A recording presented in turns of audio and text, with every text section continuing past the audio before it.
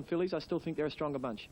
Yeah, it's a good guide to see her come over and... Sunline is on top, ahead of Rosehill, Lady Elsie and St Clemens Bell. We've spoken with Greg Charles about St Clemens Bell is 16, Visual Displays 18, Lady Elsie 880, 32 Aphrodite, and Miss Peridot 64. But you have a look at about the 1200 metre mark, they'll all bunch and stack up. Now I can see St Clemens 1.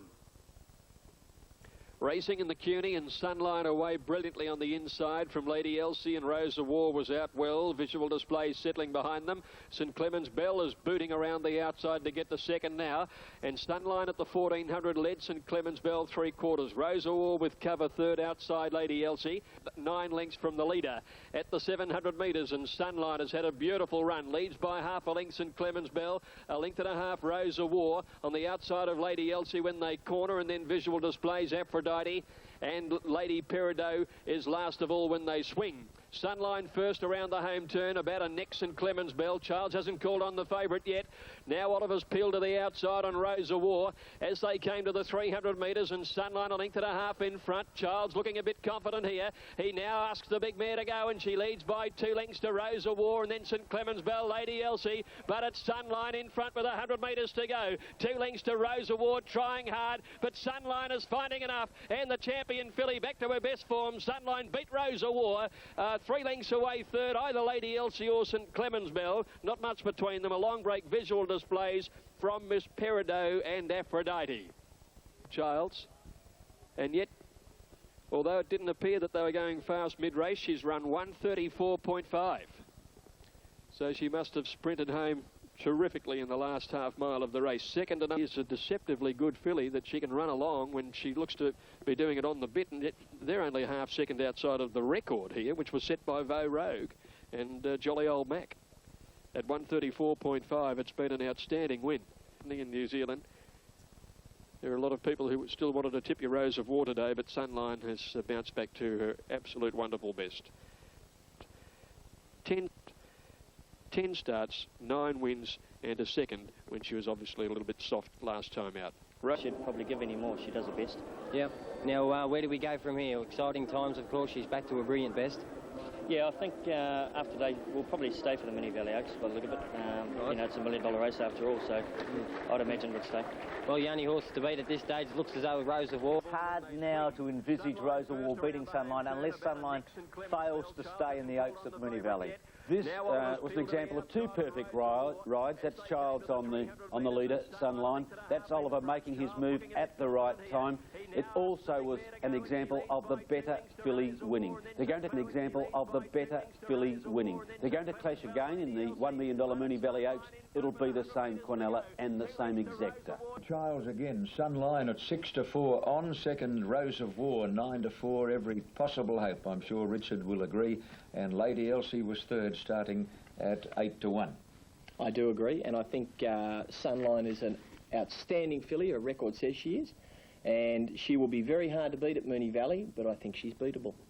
Because I don't know that she's going to run the 2,000 metres as strongly as she runs out a mile. She just appears to me to be maybe more vulnerable at 2,000 metres. I know our filly, Rosa War, will run the 2,000 metres out absolutely. She'll run all day. And leaders don't have a great record at Moonee Valley. I know you get the odd leader winning, but it's a lot harder for them at the Valley. They get attacked a lot further out. Richard, sorry, Graham. No, I was just going to say, I thought she would have been better suited over 2,000 metres around the Valley than elsewhere. Sunline I'm talking about. And taking nothing away from Rosa War, because I'm a real fan of Rosa War's as well, Richard, but no. Richard, I want to put this question to you. Could Rosa War lead at Moonee Valley and win? Well, I don't think that'll ever get tested. That's a hypothetical. She'll never lead at Moonee Valley. Well, Sunline will lead. I don't think she can give Sunline a start at Moonee Valley and win, especially similar to a small field like this at Flemington. Now, you're going to get a small field clashing with these 2 fillies. How do you know? Because they're 2 great fillies. They're not going to go out and beat Sunline and Rosa War, what's running around at the minute, and they'd be wasting their time if they tried. Oh, well, now you're a trainer of other people's horses. At the Newmarket, let's have another look now, and the ratings for the 1999 Newmarket show Isker on top on 100 ahead of Daneela, City Kid and Magic Music. We'll talk to Stephen Baster in a moment about the chances of Magic Music, $52 in the ratings.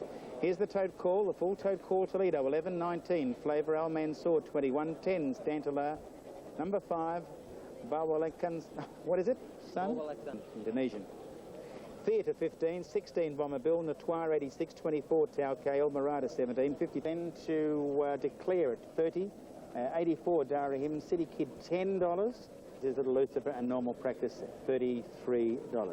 Wait, Graham, but from number 7, Iska, and number 1, Toledo, what do you like? Well, I fancied City Kid. Yeah? I thought that first up run will improve at no end. It's down there on the minimum, 50 kilos. And just listening to Peter Hayes earlier on, and there's some big tips around for it as well, City Kid. So I fancy it a little bit, but I think it's a little bit of a lottery. It really is. The earlier indication is anything to go by, then it's possible that the winner will come down the inside. It seemed faster in that 2-year-old filly. For the 1999 Group 1 Newmarket Handicap. Again, well towards the inside with Darahim and Daneela. Now, Magic Music's gone across towards the inside, and so is Theatre and Scandinavia out on the grandstand side, and there's about a handful coming out this way with up the running, and it's the flat side leading. It's Iska in front of Magic Music and Paint. Darahim just behind them with City Kid going forward ahead of it, and then Daneela and Scandinavia.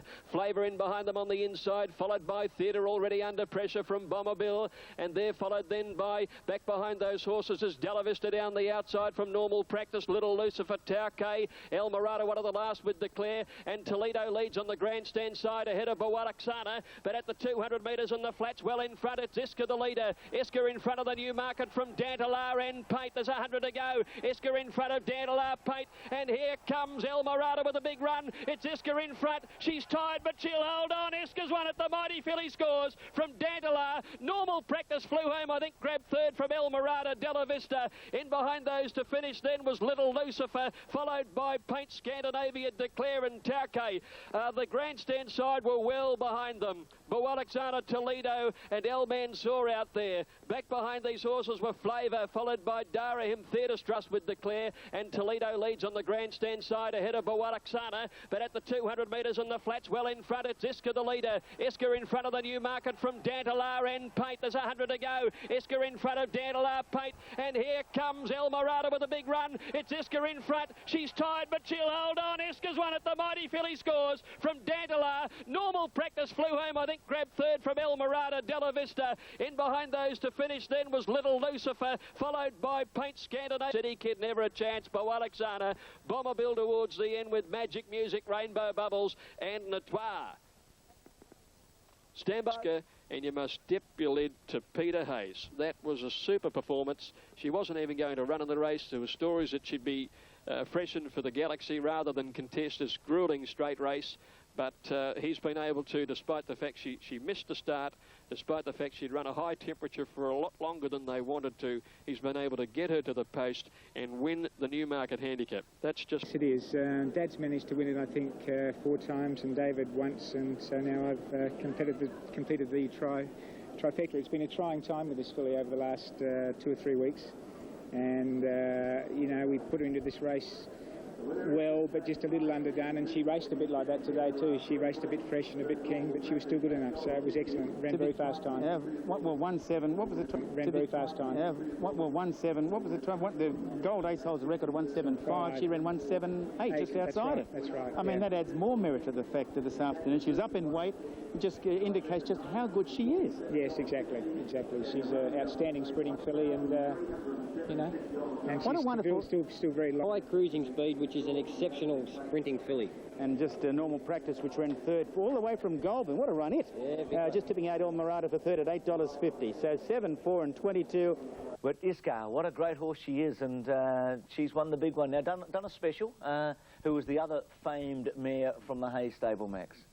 Yes, obviously an outstanding filly, but Daneela, though, she would have just about rewritten the record books had she won the Newmarket yesterday, and it would appear that she was a shade unlucky.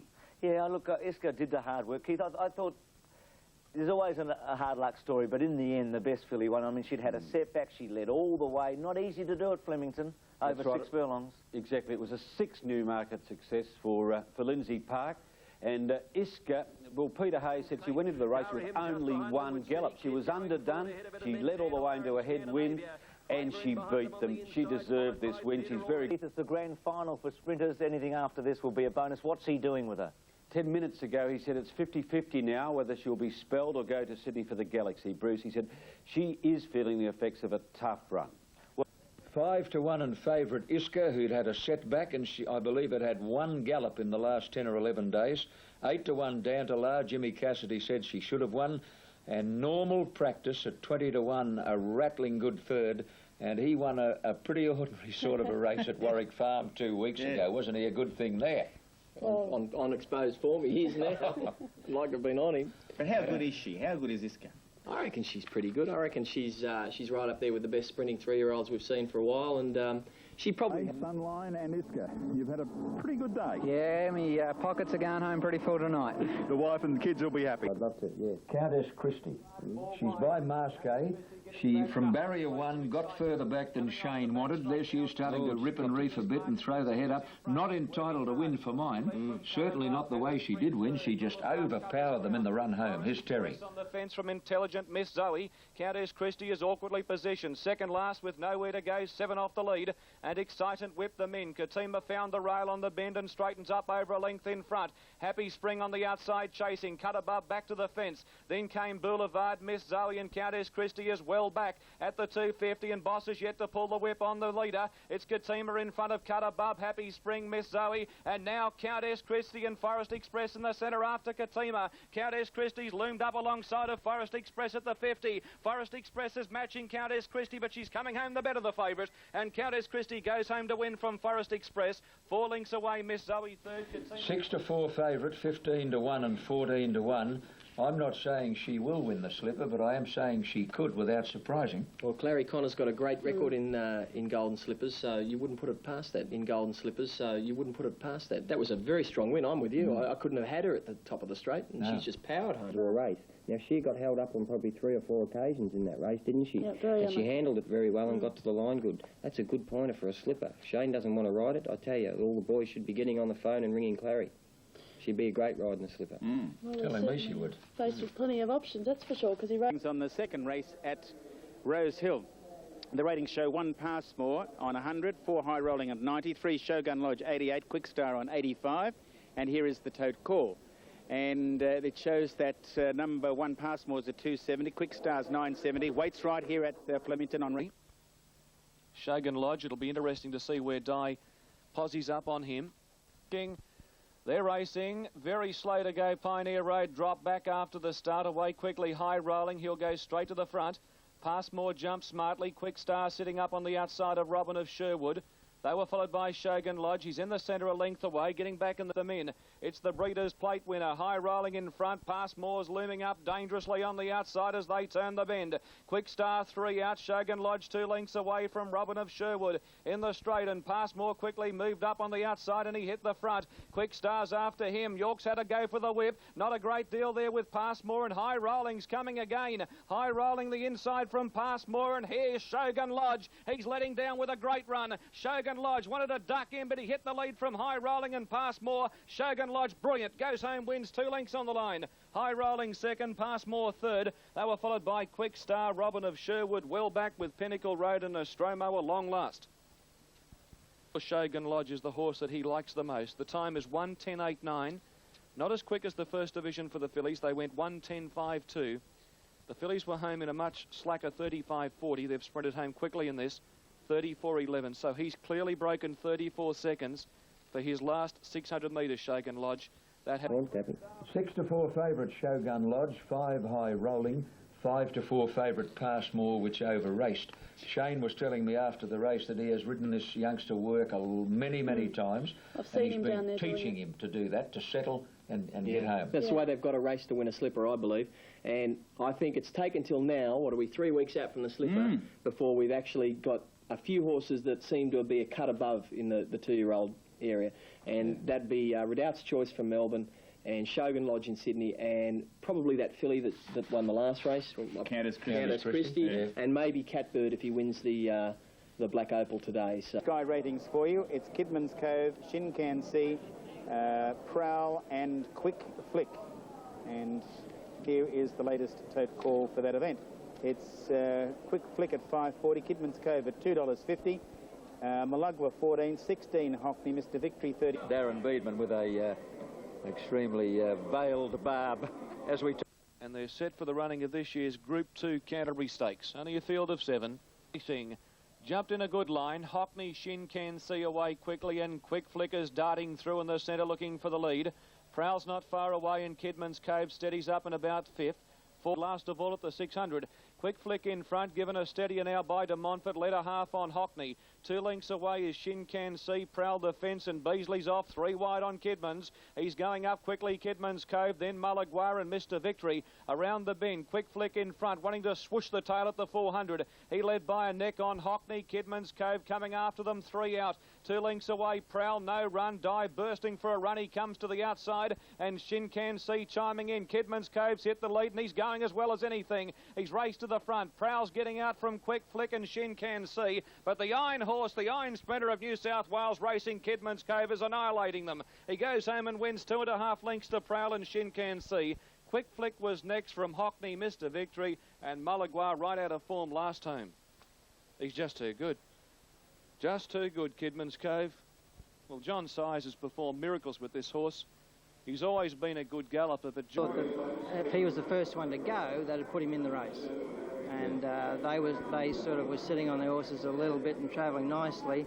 And when he swished around them, they sort of got to let go then and chase. When he's got the fly on them, you know.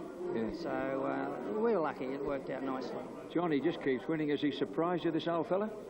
Well, he surprised me from the point of view that the day he won his welter, he looked like he could win anything. Yeah.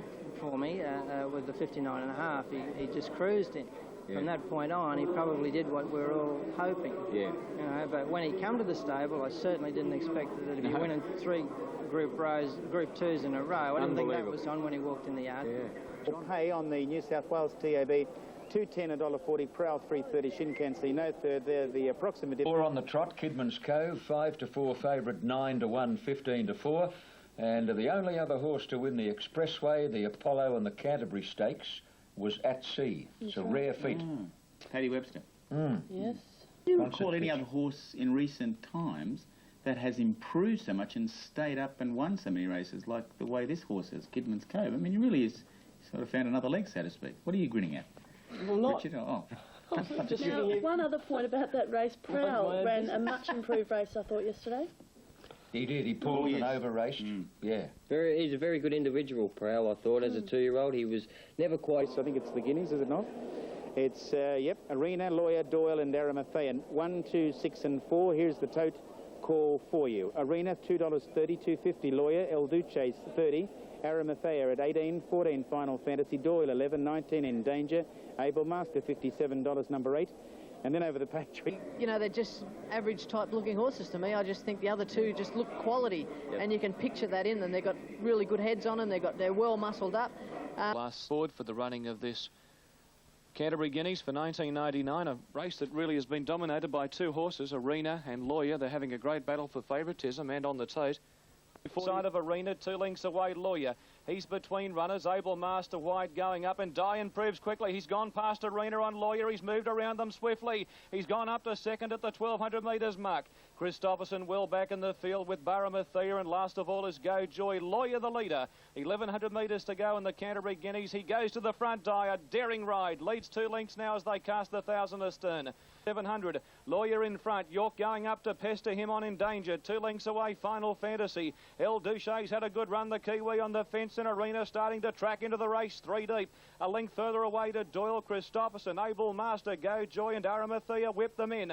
On the bend in the Canterbury Guineas. In Danger's upsides now with Lawyer. Coming to the outside and running on well then would have been Final Fantasy. And here's Arena starting to come down the centre. At the 250, Lawyer in front. Arena's drawn alongside of him. They're going to fight it out from Final Fantasy and Danger. It's on the inside, Lawyer. The outside, Arena. Arena gained the upper hand with 50 metres left to go. Lawyer's coming again. Cassidy and Die. Arena and Lawyer. Lawyer the inside. Arena does best and wins the Canterbury Guineas from Lawyer. Third might be El Duce from Final Fantasy, then Aramathaea and Able Master wide out on the track.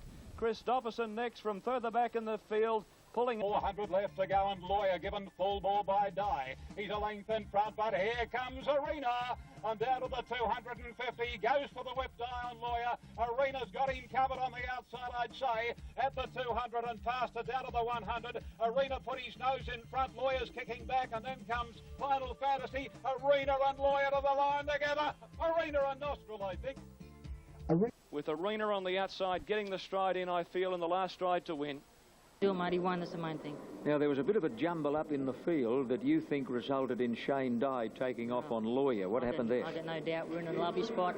Yeah. One steadied in front, and there's a quickly slower the speed. And once he seen Larry in trouble, checked him, he lost a good 2 lengths. Shane said, I'm out of here, I'm gone. He's in trouble, I'm gone. Yeah. That's the sort of rider he is. He makes a decision in a split second. It could have been a winning decision had we not got out of that trouble and got rolling again. But to Arena's credit and Larry's credit, they got balanced again and they won. Larry Wright. Lawyer versus Arena didn't let you down, did it? No, and I'm certainly here to praise Shane Dye, not to bury him. That's interesting, because he's copped a bit in the paper this morning in Sydney because of his ride on Lawyer going early. Well, he had to go. I thought he had to go early. There was a scrimmage up front. Arena was getting the backwash. The pace was muddling, getting on the slow side. Shane made a battlefield decision. I think he made the right one. He was beaten a short half head. He did, put it this way, he took a gamble and it just failed to pay off. But because of the early crow, but it was a fantastic race, and it does promise, as we said only a week ago, of a memorable AJC derby ahead of us. It's all building, isn't it? And I think Larry Cassidy, along with Greg Childs, who dominated yesterday's racing, they've been much maligned a bit. Cassidy, certainly in Melbourne, doesn't get his just desserts. And there it was. With the replay after the race, they would have realised that once Arena came back in Shane's lap when he made the move, if he had stayed where he was behind Arena, he would have lost 3 lengths, Tappy, because he would have probably clipped his heels and dipped. And Shane would have nearly probably been dislodged out of the saddle. So that's probably why he's just shifted out half a horse. And at the time he shifted out, you can see him really slowing up at the time. That's why Arena came back in Shane's lap. So Shane naturally gave Lawyer a little bit of room and just let him slide to the front when they weren't going actually at a genuine speed. So, you know, Shane's ride was full of credit in that respect. All he did was look after his horse and gave him every chance. What would they be saying about Shane on Arena, who's a one-batting type stayer, or just a grinding one batter, if he'd have been caught second last or third last in a slowly run race? I mean, they'd want to tear him to pieces for that. What could he do? He had to let the horse go forward into a good position. Taffy, how many times? After that race, do you think that these are the best crop of 3-year-olds to be racing since the days of Octagonal, Saintly and Nothing Like a Dane? The experts have said that recently.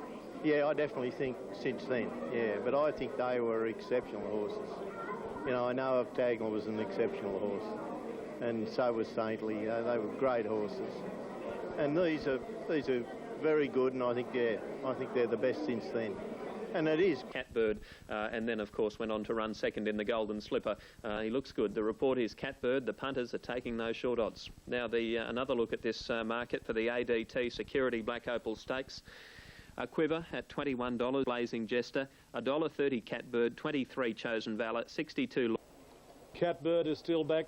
So can race down the side. There's a good turn of speed on, where the leader was one of the local gallopers, Chosen Valor, about a length and a half in front of Luring Power in Motion is third. Now Catbird is gaining ground, followed by Yarrow Place down towards the inside. A further break as they race towards the turn. Blazing Jester, Labyrinth on the outside, a Quivers well back with City Recruit, and Calais is a long last, but around the turn, 400 to go, and Chosen Valor clear. At the top of the straight, Chosen Valor's the leader. Down the outside, Catbird is being asked for his effort now, and the next one was Power in Motion, followed then by Luring, but here comes Catbird. Catbird has raced up at the 200. Catbird raced away. Battling on was Chosen Valor, followed by a Quiver running on fairly well, but inside the final 100, and the bird has flown. Catbird races away. It's all Catbird in the run of the line. Getting home late was a Quiver. He's down Catbird. Catbird has beaten a Quiver. City Recruit flashed up for third. In behind those, Labyrinth, followed by Blazing Jester, Power in Motion. The last 600 in 36.8, 110.79, 36.8.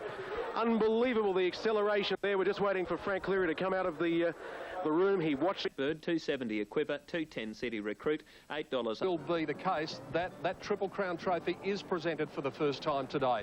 There is $617,000 in prize money to the winner today. There's also a $250,000 bonus, and it could go to the connections of Dignity Dancer, and the story began at Mooney. Yes, Peter, Dignity Dancer still very, very solid, as you would imagine, still very much in the red.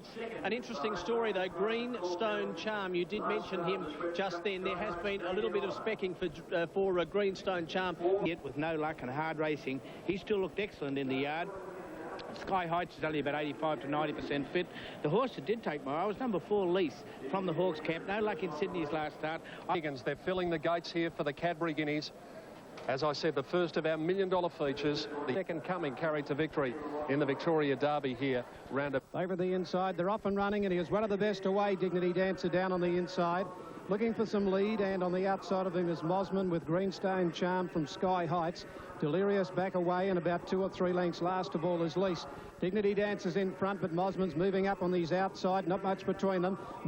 Last of the 6, they've gone to the 1,000-metre mark. Mosman setting a good tempo in front, just over a length in front of Sky Heights. Dignity Dancer's getting a beautiful run on the inside of Greenstone Charm. 2 lengths further back, Delirious and a half. The outside is Lease as they go to the 700-metre mark, no change. Mosman with Di dictating his terms, nearly a length in front from Sky Heights, and Greenstone Charm is hanging badly on Childs. He's run out wide. Something's amiss with Greenstone Charm. Dignity Dancer quickly went up third from Lease, and Delirious back on the inside. Turning for the run in, 500 to go. Mosman 3/4 in front of Sky Heights. A length further back than Dignity Dancer. Lease outside in, followed by Delirious. Now the pressure's on the Dancer. He's after Mosman at the 300-metre mark. Mosman a length in front. Dignity Dancer ranging up on the outside. Then Sky Heights and further back Lease. Mosman's a neck in front. Dignity Dancer's got on terms with him. They're going stride for stride. Dignity Dancer's got his head in front. There's a pot of gold for him at the end of the rainbow. Yes, he'll do it. He gets the Triple Crown. Dignity Dancer. 3/4 Mosman, a length away, third Lease. Then Sky Heights, a gap Delirious. And completing the course 20 lengths away, last of all, is Greenstone Charm. Dignity Dancer's been able to get into the clear comfortably. Mosman leads round the turn from Sky Heights, and Dignity Dancer called on now. Then Delirious over on the inside, and Lease. It's Mosman at the 300 metres, tackled by Sky Heights. Cassidy's pulled the whip on Dignity Dancer now, and the big 3-year-old starting to answer. Mosman in front. Di has him under the whip at the 200. Every stride Dignity Dancer gets closer. Nearing the 100, he's put his nose in front. Mosman's trying to go with him. Dignity Dancer's drawn a neck clear though, and Dignity Dancer takes the Guineas and the Triple Crown, beating Mosman by a length. Lease coming home hard for third, and then Sky. Gee, I like that. A great thrill, eh? The Triple Crown, first time it's ever been done. $1 million stake money plus the bonus. Yeah, look, he's a great horse, this Let's. He's only getting better, and coming to Flemington was his big chance today to prove himself, you know. Jim, you had your main danger in. He just looking at him after the race there, Jimmy, I think he could go round again, couldn't he? He ran 2 miles, this bloke, mate. Yeah, he looks a pretty relaxed type of horse. He give you a nice. I don't think it's a problem, 2 miles. I'm sure he'll run it. So, you know, we're not in any hurry to get him to 2 miles. He won't run 2 miles till next spring. We do have a very big 2 mile. He's only ever been to the races on 9 occasions, and 6 times he's come back to the number 1 position. 800 Keith Biggs, one of the part owners of Dignity Dancer there. And I can tell you the time, I think it was hand-timed, 1:59. Now, that is unbelievable time. The track is fast today. Johnny Letts said earlier in our track report that he expected a few records to go by the board. Whether this will be ratified as a record, I'm just not quite sure. We need to confirm whether it was $1.50 and $1.20. Second, Mosman, $1.70. And third was Lease. Every week they've sort of had an excuse, you know, he's lugged, he's done this, and they're making excuses for Mosman, but I mean, he's the best horse, you know, there's no doubt about that. And, you know, Lease ran very well. He tracked him up, but, you know, he sort of found another gear at the 100 metres, and he found the line extremely good. What an amazing match race it's going to be next Saturday, the Rosehill Guineas. Arena, your horse, Lawyer, and Dignity Dancer. It's going to be an unbelievable race. Yeah, well, it's going to be great for racing. I mean, it's sort of go back to the octagonal days, you know, with Volante and those horses. But it's going to be one heck of a race. But he is an exceptional horse, and he's going to be extremely hard to beat. And you know, I think my bloke will get better when we get to, you know, perhaps the Derby. I think that'll suit him better. But I will give him a run for his money. Dancer is the best 3-year-old at the moment. I think he's probably better than the fillies. And I really think he'll go to Sydney and prove that. And I reckon they're a strong bunch too. I'm not taking anything away from Arena or Lawyer or Mosman. I reckon they're the strongest bunch of 3-year-olds since the octagonal saintly year. And I reckon they can go on next year because they're not overly raced horses, these ones. So they've come through their 3-year-old year virtually unscathed with not many runs. And Well, the punters certainly don't think so because Spying is at big odds. Intergaze represents very good value at $9.70. Bazile Bay $4.70. Summerbow $23. Istedad $5. And the favourite is Aerosmith at $4.30. Thackeray $15, Sir Linford $47, Spying $17 at good each way odds. The Message, the Kiwi rate of $31, and the other. Peter, good money for Bazile Bay, and Bazile Bay is now the outright favourite. Aerosmith and Istedad have all been pretty solid, and a bit of late money for Intergaze as well, Pete. All right, yes. 99, Summerbow is fractious. Stand, they're off and running. Summerbow bounced quickly on the inside. Our Unicorn has begun okay today, and dropping back is Aerosmith with Sir Linford, and Bazile Bay has pounced straight on the front. Bazile Bay at Chiquita Lodge at the 1,200-metre mark. Cassidy's got his foot on the accelerator. He's out about 8 lengths in front now from Dance second. A length off the fence. Sir Linford out 3 deep, and 2 to Our Unicorn last of all. 800 metres to go. Given a breather. Bazile Bay by 4.5 to 5 lengths. Second, The Message a length further back. Then came on the inside Dance. They're followed by Istedad up 4th. Intergaze running 5th. Then Spying, Thackeray, Sir Linford further back. Summerbow, Aerosmith a mile back turning for home, and last of all is Our Unicorn. Bazile Bay is first for home in the cup. For the pumper, he's out 3 lengths in front of Istedad and The Message. They're under a bit of pressure. Down the middle is Spying, followed by Thackeray, Summerbow and Intergaze back to the inside. Bazile Bay is flat at the 300. Intergaze is off the fence and Istedad wider out, and Thackeray is coming home well from Spying. Istedad, Intergaze get to the lead from Thackeray at the 150. Intergaze on the inside, and Istedad from Thackeray. Istedad and Intergaze stride for stride. Istedad got his head in front. Coming again, Intergaze, they hit it. Oh, dead heat couldn't separate them. Istedad and Intergaze. Dead heat for mine. Third home is Thackeray. Then a gap in the race. Spying from Summerbow, Our Unicorn. Aerosmith, then The Message. Bazile Bay knocked right up, followed by Dance. Well back in the race then was Sir Linford back in the tail. A lot of pressure the inside. Istedad starting to wind into his work now. Spying pulls to the outside. Intergaze held up, trying to switch course to the inside. Bazile Bay passes the 400, more than 2 lengths in front. Istedad chasing home with Intergaze. Spying and Thackeray is coming on the outside. They've got to Bazile Bay. Istedad and Intergaze race to the lead together from Thackeray on the outside. It's Intergaze and Istedad from Thackeray. Istedad and Intergaze fighting it out head and head. Istedad is going home the better, put his nose in front, they hit the line. It's close between Istedad and Intergaze, maybe Istedad with Thackeray third. What his father and his brother did before him. Istedad, I think you'll find, will get this photo. Here it is from up above. What a great battle. Intergaze probably about a head to a neck in front there. Istedad closes on the outside, and there's the result of the photo. Number 4, Istedad has got it narrowly from Intergaze, and the horse who looked the winner at the 200, Thackeray, which loomed up quickly on the outside, has run into 3rd placing. So Istedad, as Alf Matthews pointed out, we'll go up and run in the BMW, Mercedes-Benz, what's it called? Mercedes-Benz, yes, we'll go up and run the Mercedes-Benz, and then the dividends, $5.60 and $2 for Istedad. Intergaze $2.60, Thackeray $3.80. Here he fought on and beat Intergaze well, and Thackeray, who's stepped up a lot in class, has done a very good job. I don't think it's the strongest Australian Cup we've ever seen.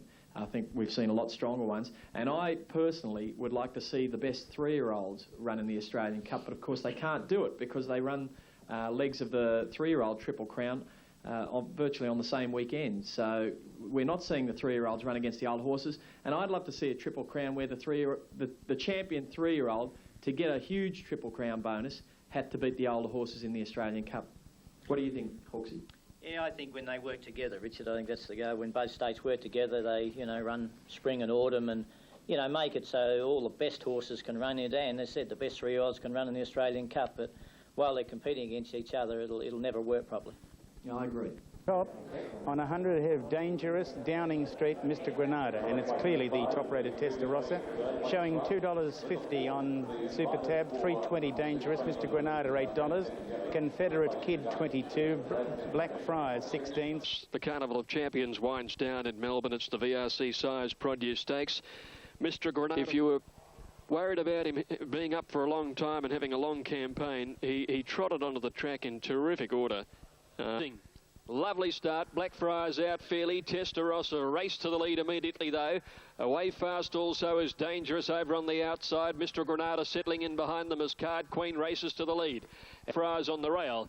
Card Queen nearing the turn, 2 lengths in front of Testarossa, 2 lengths to Downing Street.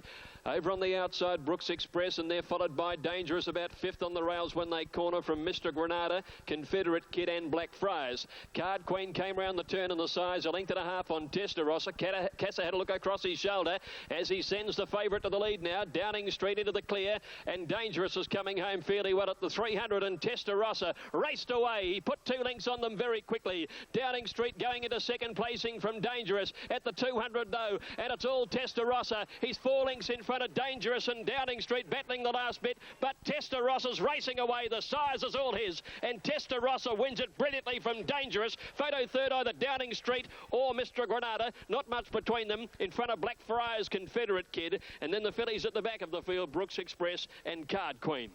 At the 250-metre mark, whizzed away, led 3 lengths to Downing Street. They're followed by Dangerous, a gap in the race in Confederate Kid. It's all over. Testarossa, a brilliant collie, 4 lengths in front of Dangerous and Downing Street. Go Testarossa, down to the pace by 2.5. Second Dangerous, third's tight. Eddie Cassett, trained on the track by Dean Lawson, and he grabs the Group 1 success. Congratulations to them all round. It was a runaway win and a jubilant wave of the whip by Cass. The race at Dean, it's your first Group 1, congratulations. I think so, Simon. As I said, we'll send him for the Caulfield Guineas in the spring, and maybe a race like the Vic Health Cup might suit him too, because 3-year-olds have a good record in it, and you know, we might even look at that. He's had a great campaign. Is he running in the Golden Slipper? There's all sorts of talk that he might. I've been told that he's going to the paddock. Yep, he's definitely going to the paddock. You can have that as gospel. The owner said he will lead him to the paddock himself if necessary on Tuesday.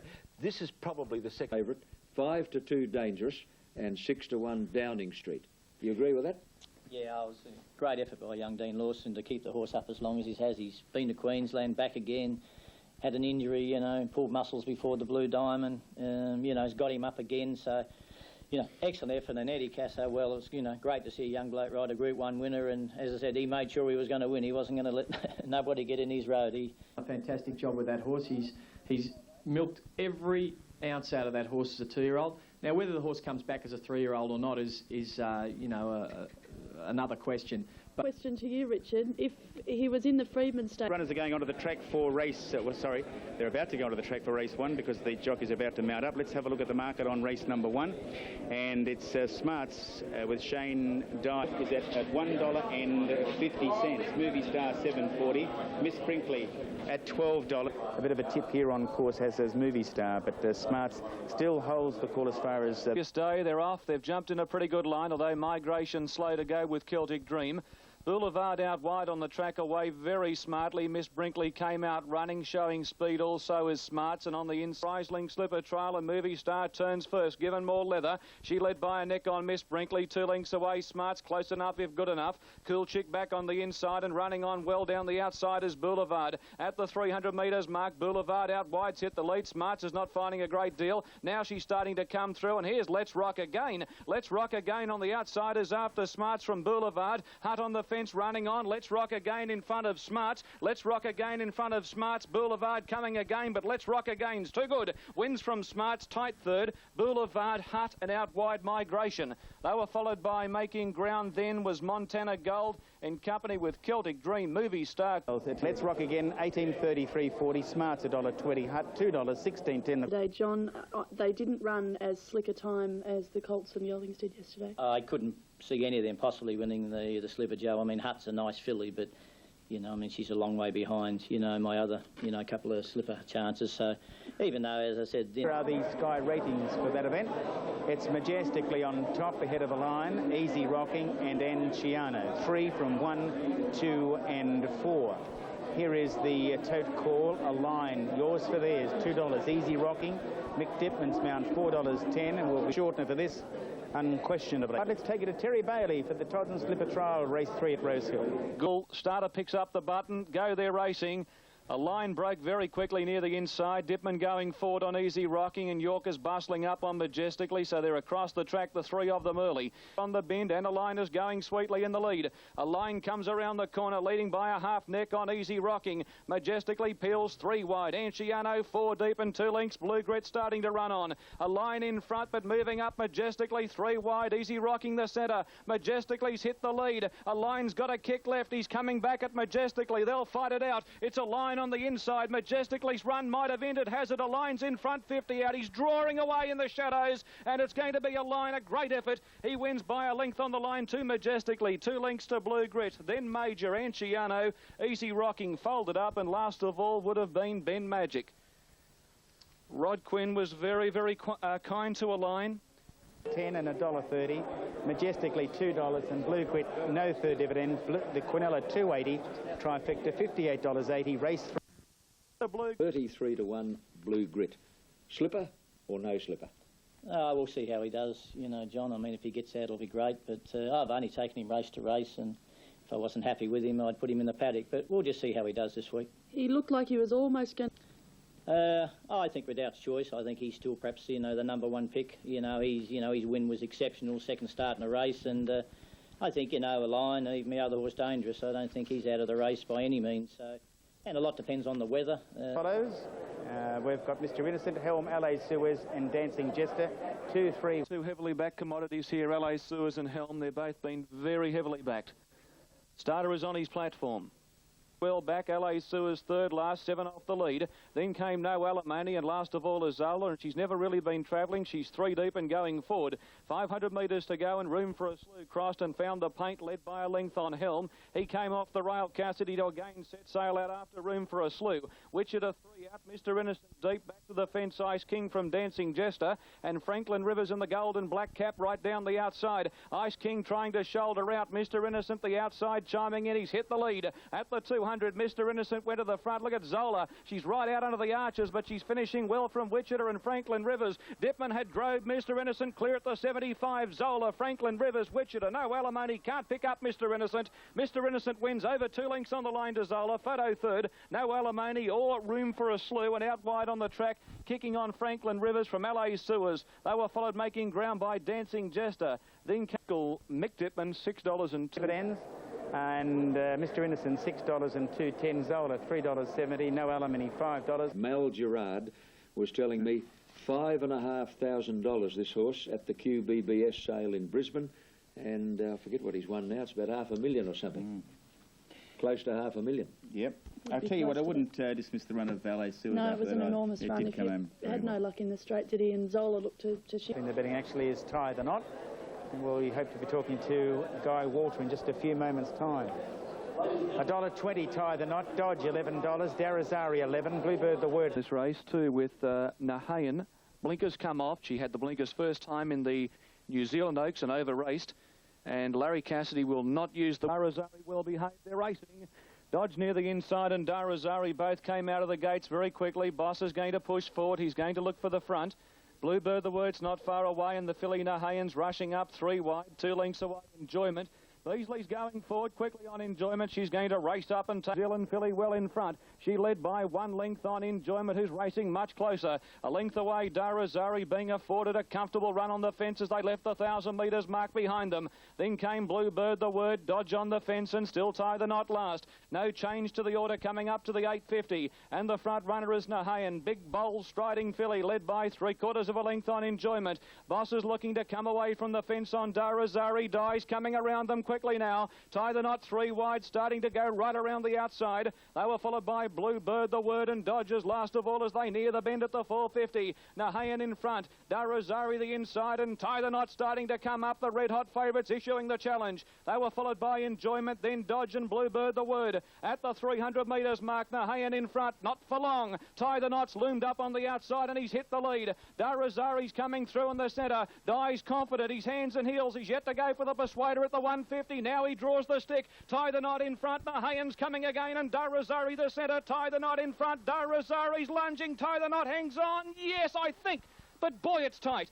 Tie the Knot, Darazari's lunch right on the line, and there's nothing between them. Absolute thriller to the Ranvet. Nahayan's run a terrific race to be third. Then came Dodge, Blue... Length and a half on Tie the Knot, going up on the outside of Darazari, then Dodge, Enjoyment, and Bluebird, the word is last, flattening for the run-in, and Tie the Knot is out after Nahayan, who still leads about a neck.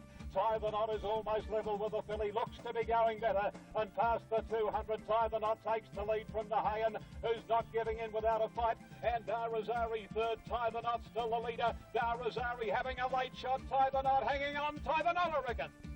Between them, I thought Tie the Knot might have fallen in, but it's tight, and he has. Number one, Tie the Knot has got there. Anyone that's taken the threes on, the resuscitator is on its way.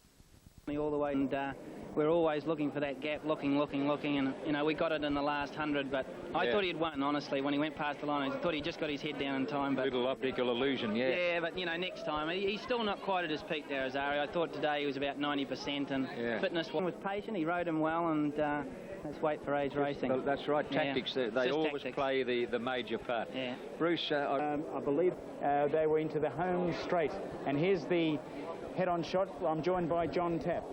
Righto, Graham. Now, right at this stage, there's plenty of room. Well, not plenty of room, but there's a horse and a fraction, I'd say, for Darazari. That gap is narrowing now after they turn for home, as Di tries to hold Boss in behind the leader, Nahayan. He was probably reasonably close to being legitimate at that stage, but I think the most important facet is approaching now. Now, watch Tie the Knot on the outside. He is definitely coming in. The gap between Tie the Knot on Nahayan narrowed noticeably. Di pulled him away. Graham, that really is the important factor. From the standby. And standby. Shortly after entering the straight, the shift in is from Tie the Knot. Tie the Knot takes Darazari in onto the heels, or places him awkwardly on the heels of Nahayan, and he races in that position without clear running, to which we say he was entitled, until near the 100 metres. And when he does get clear, he takes ground quickly off the Tie the Knot. And it is our decision, the protest, for those reasons, be upheld. And the placements now will read Darazari first, Tie the Knot second.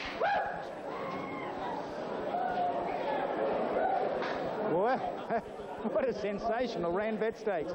The protest has been upheld, and let's take you back to our... let's take you back to our... You got it. Well, like I said, Johnny, before I went in, that's Group 1 racing, and, you know, I don't like getting it this way, but I think he had his head in front, you know, just after the line anyway, and it certainly showed in the room there. Once he got clear, he really pulled ground back on Tie the Knot. And us. Yeah. And so when he gets the Mercedes, 2.4's his distance after all, and he ran second in Hong Kong over 2.4. Shane rode him that day. Yeah. So I know he's got improvement in him.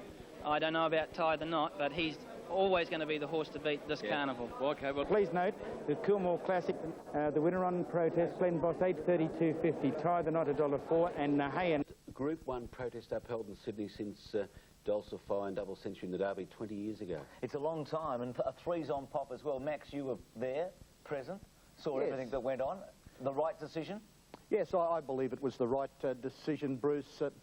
Certainly Darazari. Tie the Knot, but Darazari, I mean, it was his French import. It's his first win in Australia, but he's pretty good. I tipped him to win the Melbourne Cup. I meant the Ranvet, actually. Shane Dye had his critics for his ride on Tie the Knot. Some say he went too quick, but nevertheless, he rode Tie the Knot like a threes-on chance, and alas, it was not a threes-on chance. Well, being Oaks in New Zealand, she went to the outside rail, so she did a very good job to hold her ground there. But just looking at that, that's the first time I've seen the head-on shot, and I think the stewards probably made the right decision there. There seemed to be enough balking all the way down the straight. You don't have to brush either. You only have to actually, you know, balk the other horse to cost his run. Shane tried to close the door without trying to overdo it, but that's exactly probably what happened. Yeah. If anything, and here it is again, right there. He's sort of taken his running again. So it was. I think Shane was legitimately trying to hold Darazari in there and just overdid it.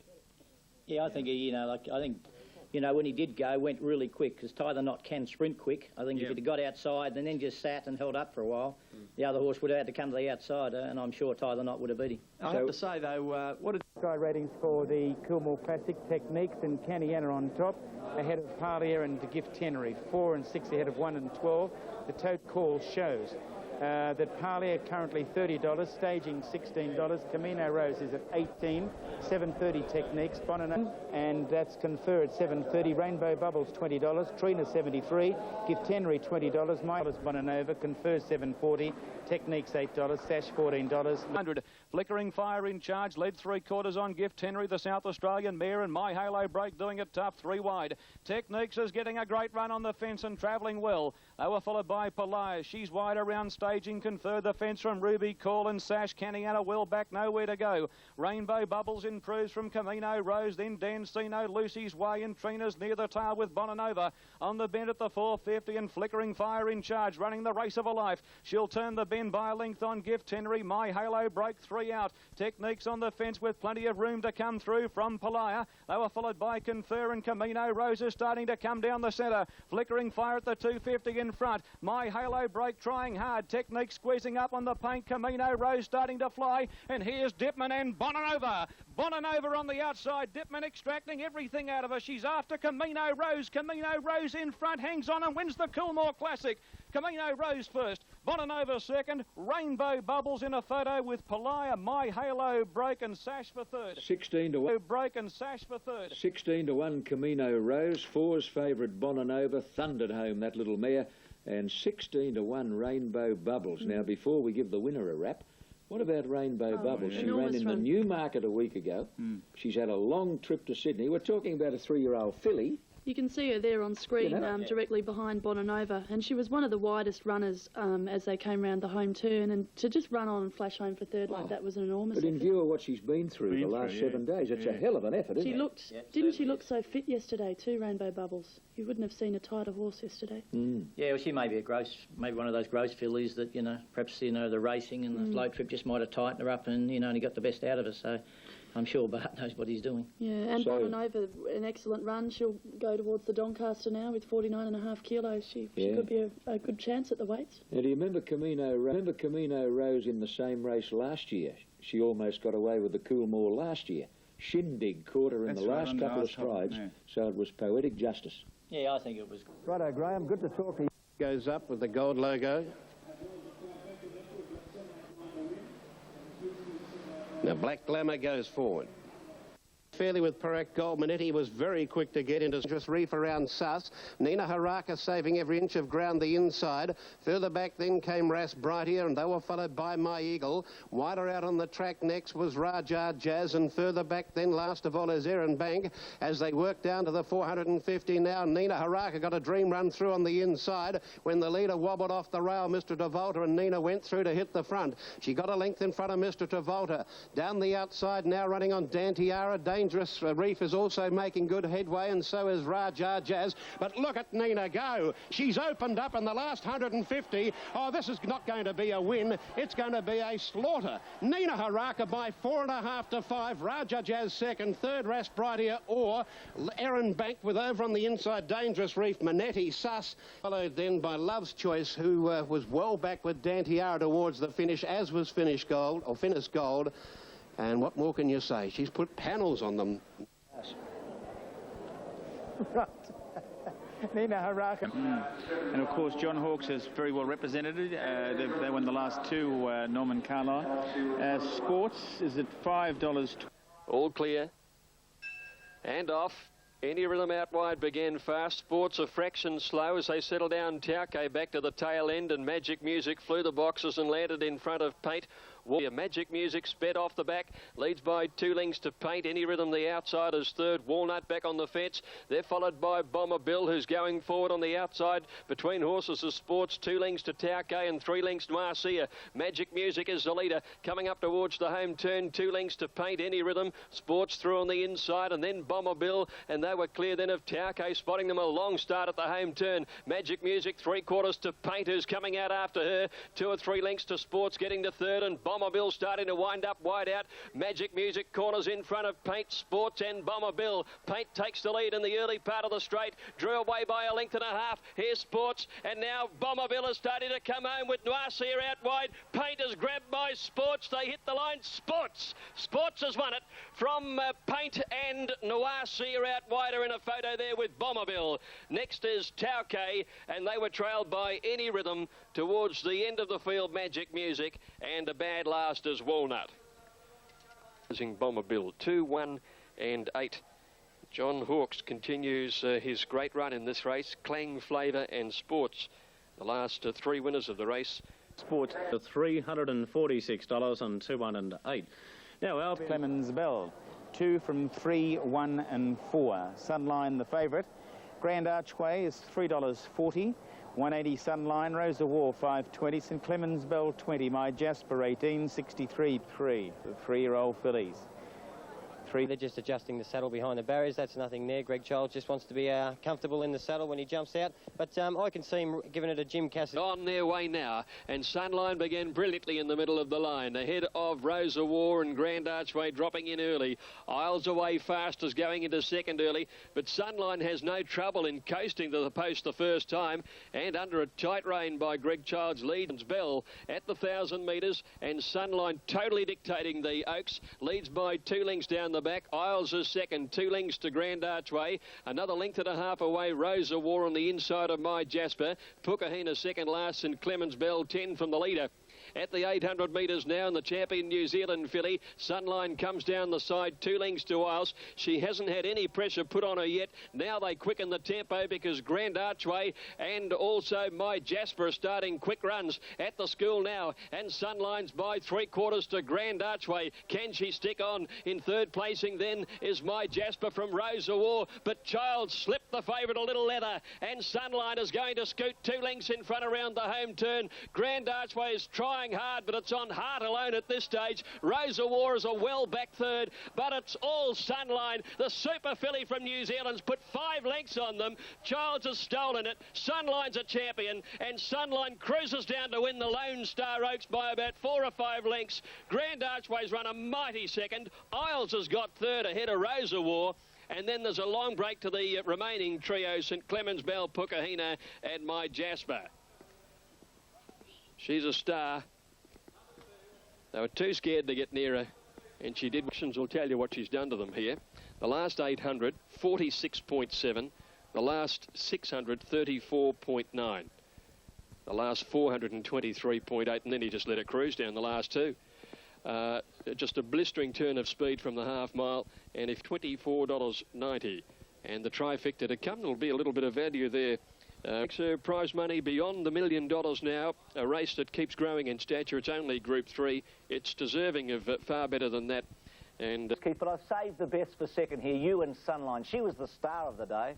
Yeah, I thought it was in your contract for me to get first shot, Bruce. She was a star of the day. I think the best filly that I've seen since Surround. 11 starts, 10 wins, and she absolutely donkey-licked a couple of pretty smart rivals yesterday. Look, she dominated the race. This was $1 million Moonee Valley Oaks. Grand Archway's trying to chase, and Rose of War, who I guess was the one casualty from the race. But look at this for acceleration. We can only think Doncaster and Cox Plates with this one. Doncaster, Max. Yes, I think she'll find the Doncaster a much more difficult race. She was allowed to dictate her own terms yesterday, and she broke 35 coming home. She won't get that sort of a run in the Doncaster, but this filly is indeed outstanding, and it's going to add tremendous spice to the Randwick Mile. Do you think Mile, Keith, is... Very well, Graham. I've got to eat humble pie. No doubt Simon will shove a bit down my throat this morning. I'm not singing for me supper in Burke Street. She won like a good thing. And she did. Yeah, she just treated him with disrespect and run the 2,000 out quite brilliantly. Is everyone all right up there? Yeah, where? She's fantastic. Do you know what? I think she's just about I know she's the best 3-year-old filly. I think she's probably the best 3-year-old, and she may be the best horse in the country. Wow, that is a big statement. I agree, Richard. I don't think Childs on Sunline, even money favourite. Grand Archway 4-1, and Isles, didn't she run a race at odds of 100 to 1? That was a... Before we had pressure from Grand Archway at about the 400 metre mark, and 3 seconds outside the track record, Richie. I just didn't think the jockeys that finished behind Sunline, she's a great filly, they wouldn't have beaten her anyway. They showed absolutely no initiative. They just sat there, you know, lengths off her, letting her coast out in front, doing it as she pleased, and they were never, ever going to beat her doing that. No, not whatsoever. You never see it as a worm? No. Is she a Cox Plate horse? With you. Oh, probably, yeah. I think she is a Cox Plate horse. Stick your neck out and sing for your supper. Yeah, Could she win a Cox Plate? Yeah, if she's going this well in the springtime, she can win a Cox Plate. Thank you very much. There's a lot of wins left in all of them. And a tote call. Lady Elsie on top ahead of Rose of Daneela and Von Ann. 13, 12, 10 and 2. Here's a tote call. And it shows it will fly. Is Aaron Spiteri now aboard at $12, Von Ann $9.50, 13 Star $4.50, Lady Elsie $4.10, Manala Pen. Next, formerly the Diamond Jubilee. Kachina comes in with Talaktoff. His best and Talaktoff together last of all. Off the back at the 800, and Tinicadua led by a long neck. Give Tenery is second. Running third is Rose of Dane on the outside of Lady Elsie, travelling well down to the inside. 2 Manila Pan, Von Ann, a length and a half. Star Cossack, Kachina the rail. Back behind those visual displays, Daneela and Will Fly are making runs out wider, and Fuss spotting them a long start when they came towards the 400 metres. And it's here Tinicadua and Give Tenery leading. Lady Elsie coming on down to the inside. Rose of Dane just inside of Kachina. Saves ground but stays on the rail, and Von Ann is coming with a big sweeping run around the outside, clear of Daneela. Lady Elsie got through with Von Ann. Kachina on the inside, they corner in front of Rose of Dane. It's Von Ann on the outside and Lady Elsie. Von Ann coming home the better. Daneela with a run and Rose of Dane. Von Ann in front, and Von Ann's won it. Von Ann a half length to either Lady Elsie or Rose of Dane together for second, just in front of Daneela. A gap visual displays, Star Cossack, Kachina, and then Fuss followed by Manila Pan, Gift Tenery of all. Event. Lincoln Coffee aboard, as Greg said, he's only ride for the day. 10.30 and 3.20, Lady Elsie $1.70 and Rose of Dane $1.90. It's been a good... Now let's have a look at the Sky ratings for the opening race at Rosehill. Countess Christie is the top rate ahead of Forest Express $90. Forest Express, Gilded Angel is $11, $7.80 Forest Express, Cash Cow $25, Fleet $11, Miss Penny Money $10, 44 Excitant, Dan Glisser $6.70, and then over the page... The gates. Now Countess Christie is to move in. She is the favourite for the race. As the gates are back and they're racing, Countess Christie away quickly. Dan Glisser near the inside, Forest Express and Gilded Angel jump very quickly, and the Victorian Miss Penny Money going up. Near the bend at the 500 metres mark, Dan Glisser under a grip, led the way from Excitant. Miss Penny Money's covered ground, but she's moved up stylishly, 3 wide. Forest Express on the fence from making ground, Gilded Angel. Countess Christie is hooked to the outside. She's covered ground, but she's running on. Well in the straight at the 300 metres mark, Dan Glisser clear. Led over a length on Forest Express on the inside. Countess Christie down the centre and Gilded Angel in the centre running on well. Countess Christie and Gilded Angel are after Forest Express and Dan Glisser. Forest Express the inside, headed off by Countess Christie. Forest Express is kicking. Countess Christie lunging. She's coming home the better and got up to win. Countess Christie by a lip on the line to Forest Express. Maybe Dan Glisser third from Gilded Angel, but there's nothing in it. They were followed by Fleet, Miss Penny Money, Glimmers, well back Excitant, Cash Cow. Sapient last all of the way. By Countess Christie. She's run 1:10.54, home 35.06 the last 600 metres. Countess Christie. She's had 5 starts, 4 wins. Her only defeat was behind Intelligent when she had no luck on a slow track back at... To 1, Dan Glisser, boxing on strongly. Well, she's clearly the best filly set to contest the Golden Slipper. She's currently at 16-1 in betting for the race. She is an outstanding prospect, isn't she, with the 50... Lodge on top on 100, Cullen 93, High Rolling on 90, and a Quiver 90 cents. 8.10 High Rolling, Quick Star $34. A Quiver 21, Cross... Only one they want. Quiver 21, Cross 57, Bethia at... Shogun Lodge is the only one they want. There is an avalanche of money for him on the tote at $1.60. The way the race moving in close. Gates are back. Crosses stood there, missed it. Shogun Lodge dawdled out of the gate. He's last. Shogun Lodge is last on settling down, and High Rolling won the start. Cullen away quickly. Just Imagine inside of a quiver, 2 lengths to Shogun Lodge. He's going forward, Marshall, 3 deep, 6 off the lead, but closing rapidly. 2 or 3 lengths to Quick Star and Cross on the fence last of all. High Rolling turns the bend in front of De There. Shogun Lodge has gone that quickly. He's gone from 4th last to 2nd and is about to pounce on the leaders. They were followed by Cullen, Die to the outside, a quiver the deepest runner from Just Imagine. Shogun Lodge given his head at the 200 metres mark. He's turned him loose, Marshall. He wanted to duck back in front of High Rolling. High Rolling was stopped in his tracks virtually, but Shogun Lodge at the 100 burst well clear. High Rolling coming again, Cullen on the outside, but Shogun Lodge too good. Wins by over 2 lengths to High Rolling. 3rd Cullen, then Quick Star, a quiver. They were followed by Just Imagine. Further back to Cross. Well out of its ground to there and beats Walking last year. That winner shifted in sharply, 200 out. He's absolutely poleaxed High Rolling. Glenn Boss having words to Johnny Marshall as they go past the line. Lodge first, trained by Bob Thompson, ridden by John Marshall. The big question, I suppose, now is whether John Marshall retains the ride aboard Shogun Lodge, Graham, as he returns after a very exciting... Our apologies, we did have an... Richard, what do you think of Shogun Lodge? Well, I thought he was my one for the slipper. I think I'm still going to tip him in the slipper, but just was a bit concerned about the way he hung in the straight there, and you know whether he's feeling something or maybe that's just the nature of the horse. He's a bit green and doing silly things, but I don't want to see him hanging in like that in the slipper. But I think the Colts will win.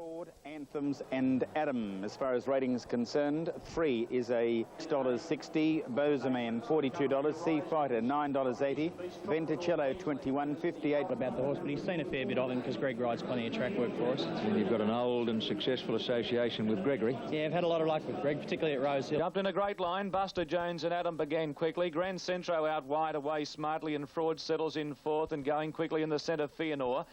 Zaccarino on a loose rein, 3 wide and chasing. Veticello on his back, improving from Bozeman, Sea Fighter. They were followed by Pursuits, Grey Dawn and 2 lengths to Anthems, 10 off the lead as they turn. Buster Jones headed off by on the outside, Adam. Adams hit the lead now at the 350 metres mark, and Moses went for home. Here's Veticello coming with a strong run. A length away, Grand Centro, Zaccarino, and then Fraud on the inside. At the 200, Adam in front, digging deep. He's responding magnificently. He led 2 lengths, Veticello, Fraud, Zaccarino the outside, running on. Adam in front, holding them safely at bay with 50 metres to go, and Little Adams too good. Wins over a length on the line to Fraud and Zaccarino, a terrific run. Then Grand Centro, Veticello, Pursuits and Buster Jones. Further back, Fear North, Stop Flirting. They were followed then...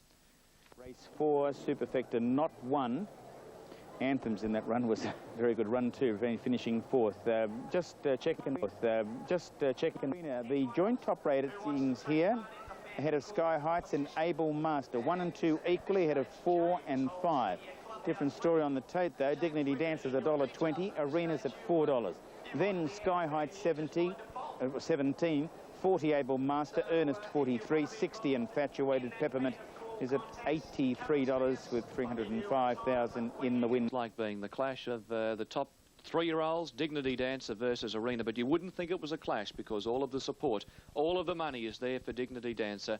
He's a favourite at 140. The win pool is going up towards...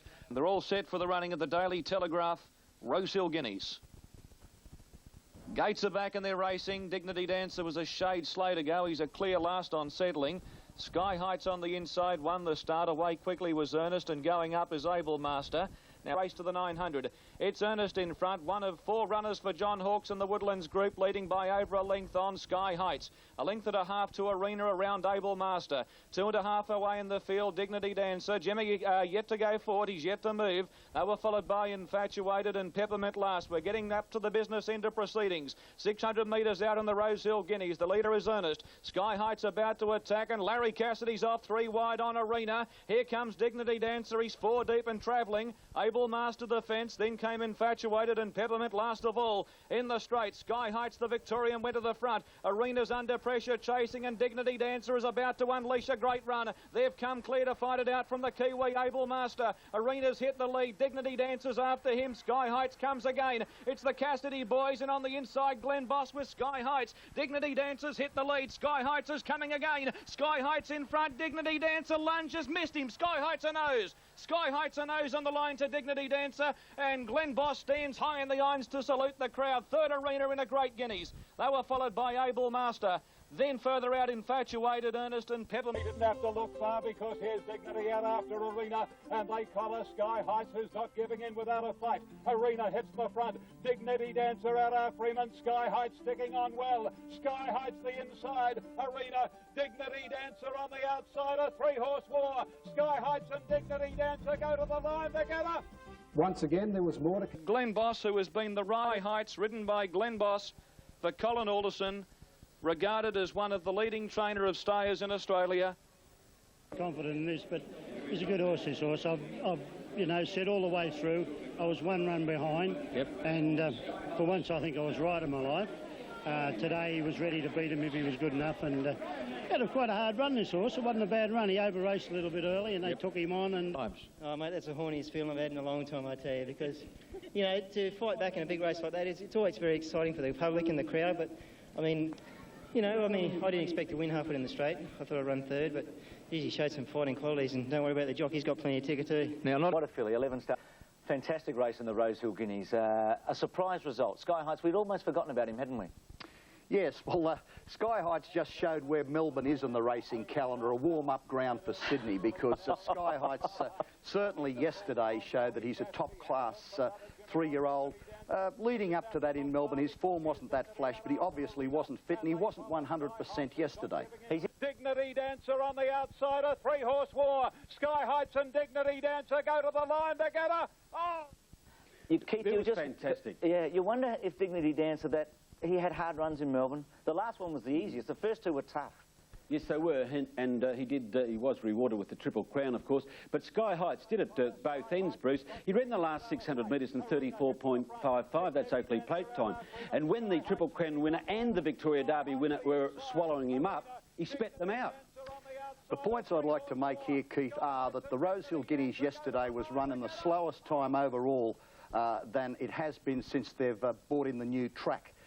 That's a very, very dawdling pace, which enables Sky Heights to run a very good final 600 metres, as you pointed out. But Dignity Dancer, I would say, has run the fastest 600 metres of the day.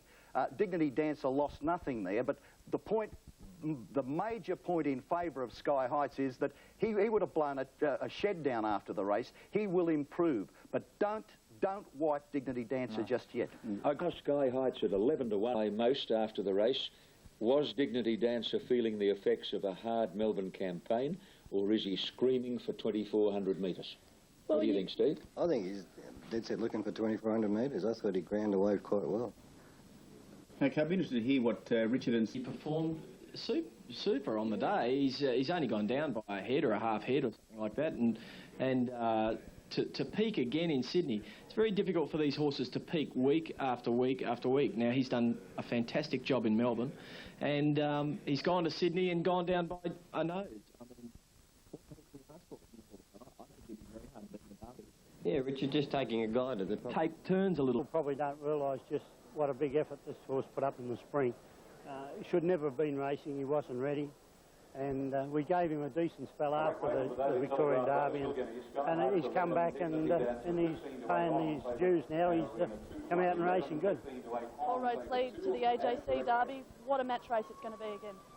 Yeah, I think, look, if they couldn't beat me today, I think they're going to have their be flat next time. You know, we probably need a genuine on that race for you, and it's Dracula on top ahead of Kidman's Cove, Kiwi Hero and Mossman, 11 ahead of 2, $7.40. Now $7.30 actually. Kidman's Cove, 5.60, 20 Iron Horse, Al Mansour, 19, 11 Rustic Dream, Referral, 11, Rebel, 31, Kiwi Hero, 49, number 8. And then we've got Buster Jones out, Mossman, 4.70, and Dracula, $3.10. They're on the tote, $3.80 Dracula, one of the 3-year-olds, the older campaigner, Kidman's Cove, $3.90. Now, here's Mick Price coming over to join. Racing. Oh, they've jumped in a beautiful line. Rustic Dream and Iron Horse went back after the start. Al Mansour came out running. He'll make a beeline to the fence and lead from Kiwi Hero, and not far away Kidman's Cove. came Rebel and Rustic Dream last and a good 15 lengths away from Al Mansour at the 700.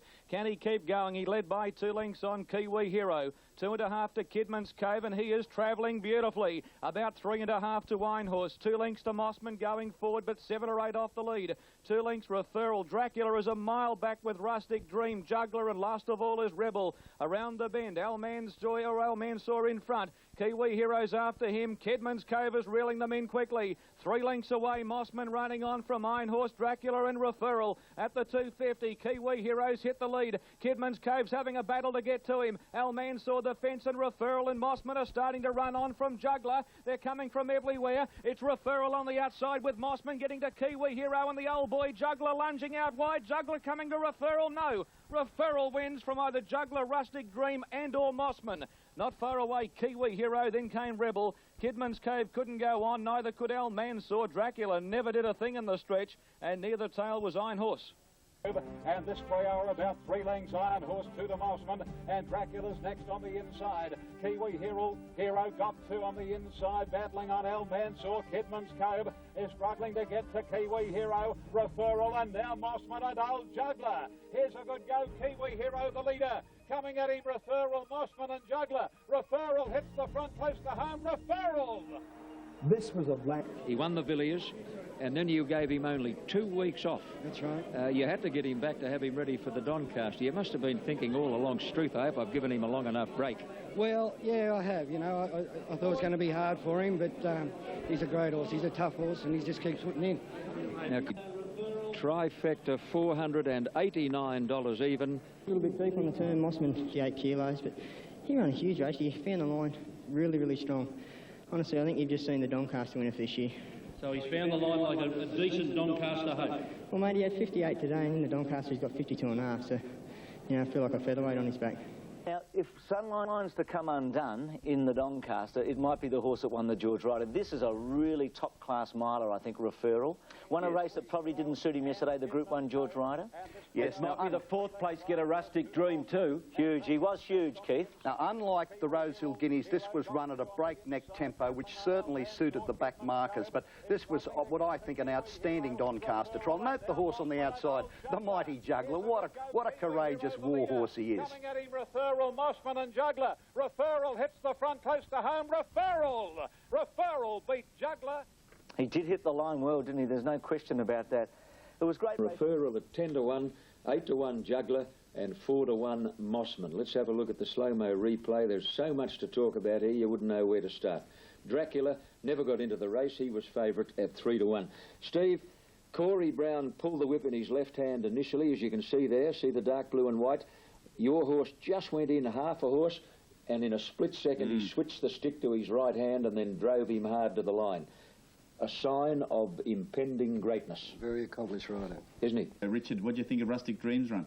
Well, he got a long way back. I mean, he must have been 15, 16, maybe 20 lengths off the leader at the halfway stage of the race. Makes it very difficult, no matter what the pace is, to make up that sort of ground. But he was rocketing home at the end. But, you know, you would expect horses from the back, Simon, to be rocketing home with the pace right on. So can't take anything away from the winner. And, you know... On face value, failed. They got into racing, and they were quite successful, both of them. So. Yeah. Is your mother, would she talk to me if I ever ran into her, do you think? I think so. I did a terrible thing to your mother once. I was wondering what you're going to say. She had a horse called... Rita. Rita. Belated apologies. I'm very, very sorry. How many years ago, we were worried when Tappy was starting to come forth there that he was going to put his hand on Steve's shoulder and say, "G'day, son." He's not much younger than me. I'm going to tell you, I was starting to worry too. Oh, they think strangely, these Victorians. Strange, Mike. The future of champion Australian racehorse Might and Power is in doubt after the Melbourne Cup winner suffered a tendon injury at track work in Sydney this morning. Might and Power will miss the rest of the season and may never race again. Nick Moratis' emotion. You don't really know till you own an animal. The champion of Australia's turf injured a tendon at training this morning. His owner is saddened on... But while the gallop is off, the champ will still be paraded in front of his legion of fans. Will he race again? Oh, that's I sincerely hope he can. It's a question I can't answer.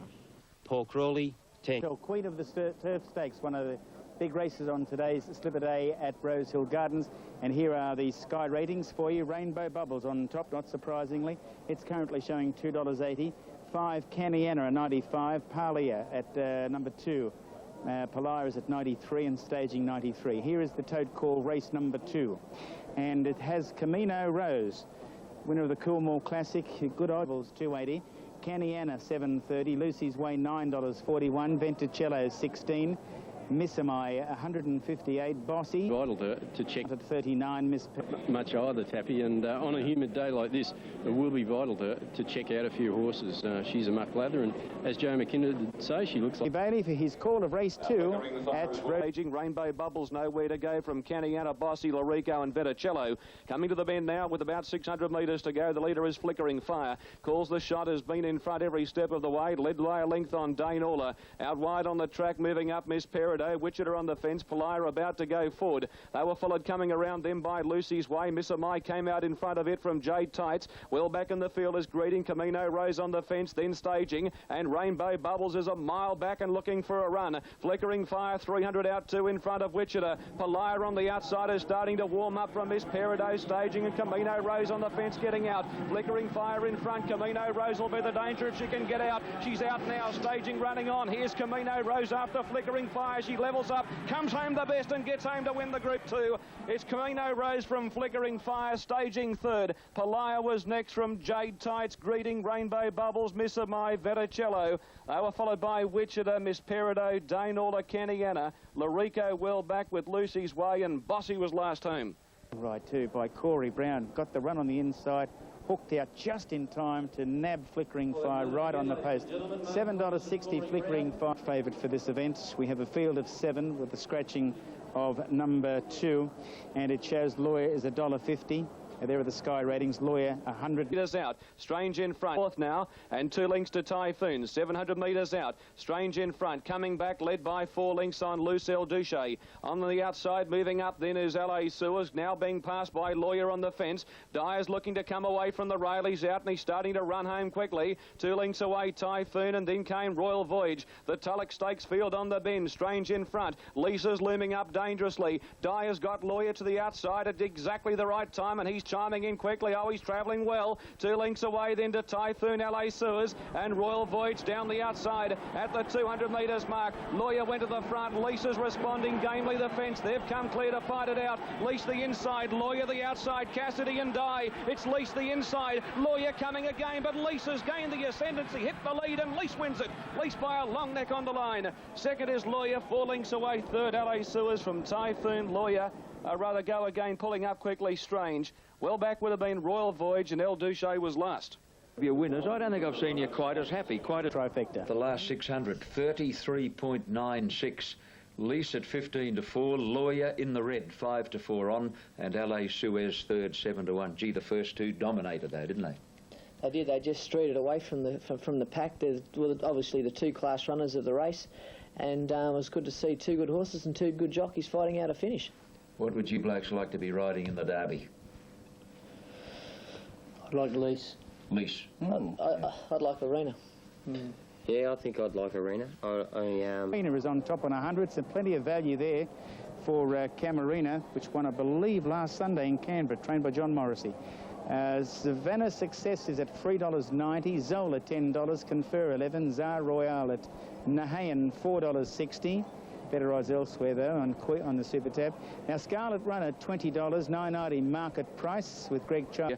In the Group 1 NZ Australia Stakes, formerly known as the Storm Queen Stakes, and it's the 21st running of same. Stakes. Gates are back, racing. Zazabel out wide, drop back, and Little Zola won the kick. She went to the front. Scarlet Runner showing speed. Light Work going up, Nahayan, and also Savannah Success and Crimson Flight with the red cap showing speed. Market price about 7th on settling as Camarina travels up wide from Confer. Lady Elsie on the fast of all. Inside the 800, and the leader is Camarina. Nahayan is close enough, if good enough, at a flanks the outside, and there's Tsar Royale, 3 wide moving up. On the inside is Scarlet Runner. Savannah Success is beautifully poised. She's going around Nahayan. Nahayan's dropped the bit. She's the first beat Nahayan. Something must have went amiss. She's going back through the field at a great rate. They were followed by Light Work, Crimson Flight, and Confer to the outside from Zola, and well back in the field field. Market Price in the stretch. Camarina taken on by Zar Royale. Savannah Success is under pressure. Here's Light Work, one of the boulders on the outside, chiming in. No Run Scarlet Runner. Zola's about to get out from behind those and confer down the centre. Light Work hit the lead. Savannah Success is nothing but game. She's rallying. She's lifting magnificently at the 50. She's hit the lead from Light Work. Savannah Success in front and wins. A great staying effort to win from Light Work and Camarina. No Alimony was next from Scarlet Runner, Lady Elsie. Out wide on the track, Market Price, Zazabil. They were followed by Confer, Zar Royale, Zola. Then came Crimson Flight. Nahayan, something's gone amiss. She's obviously got a mate. We'll try and find out what happened to Nahayan. There are the approximate dividends. Savannah Success, Light Work, Camarina, $352.06. You had really good. Savannah Success made it 6 in a row. We've got great 3-year-olds, both fillies and colts at the moment. The Derby will be a vintage next week. We're going to have a look at the Ansett Australia stage. She had to pull out plenty, but you always felt that she would here. You know, she just was able to fight them off, and she's going to be favourite for the Oaks. It's a race she hadn't raced for a month. In this event, she was vulnerable, but she passed the test with flying colours. Something's horribly amiss with Nahayan. Light Work and Savannah Success claim Camarina. Savannah Success is pulling out plenty. Light Work coming again, but Savannah Success, 6 in a row. We're nearly out of Nahayan. The Mercedes Nahayan. The Mercedes Classic, and we'll update the market on what the second feature race of the day, the Group 1 Mercedes Classic for you. This was formerly the Tancred. Tie the Knot top rater ahead of Arena, Istedad, Darazari, 5-9-2-1, the market. And it's Darazari at 11,890 for Istedad, Intergaze 570, Markham Scratch, Tie the Knot $2.70. Our Unicorn $3.30. 3-4. Zari, the great clash of Darazari and Tie the Knot continues on here in the Mercedes Classic, the $1 million Group 1 feature, a race that has been won by the who's who of racing in recent years. Now, Istedad looked a perfect line of their racing, and Tie the Knot actually won the start. Itagaze jumped away quickly. Our Unicorn and Calpera began smartly. Darazari and Istedad one away from the outside, travelling up. On settling down, Our Unicorn goes up on the inside to lead from Tie the Knot. Out wide, Darazari going forward. He's out 3 deep at the moment. Istedad going up inside of him as Tie the Knot by a half length on Darazari at his girth. A length away on the fences, Our Unicorn, Tie the Knot, then Calpera, Intergaze, Pipe and Arena. Cassidy is riding him very, very patiently. He's back last of all and no more than 6 lengths away from Istedad at the 800. Istedad in charge, led by a long neck on Darazari. A length away, Our Unicorn will Tie the Knot. He's poised to pounce. Dye's got him in a great spot. He's about to manoeuvre out and start his run 3 wide. 2 lengths away, Calpera, Intergaze on the back of Tie the Knot going forward. Arena's following Intergaze and Pipe the fence last of all. Istedad turns first in the Mercedes, but Darazari's collared him. Tie the Knot 3 out. Intergaze 4 out. Arena to the extreme outside, and further back is Our Unicorn. Darazari, Tie the Knot have raced up on the outside. They've hit the lead. Intergaze after him, and here's the 3-year-old Arena. Tie the Knot in front. Dye's riding supremely confident. He's hands and heels. Intergaze under the back coming after him. Tie the Knot in front responds. He's too good. He's back with a big win. Tie the Knot goes home and wins the Mercedes from Intergaze. Arena petered on his run the last 50. He was 3rd. They were followed by Istedad, Our Unicorn, Darazari, Calpera and Pipe last home. Charles going for home on Istedad. It got away from Darazari. Our Unicorn into the clear, and look at Tie the Knot joining in with Intergaze. And Arena down the outside. Tie the Knot hits the front. 170 to go. Tie the Knot a half length Intergaze. A length Arena. Tie the Knot is pulling out plenty. The big chestnut is home today. No worries. The Australian Jockey Club. Too good. Simply too good. Tie the Knot, Shane Dye. The Knot, Shane Dye at 33.43. And that effect of $44. Their approximate will have officials soon, as soon as we have confirmation of weight. Mercedes. Soon, as soon as we have confirmation of weight.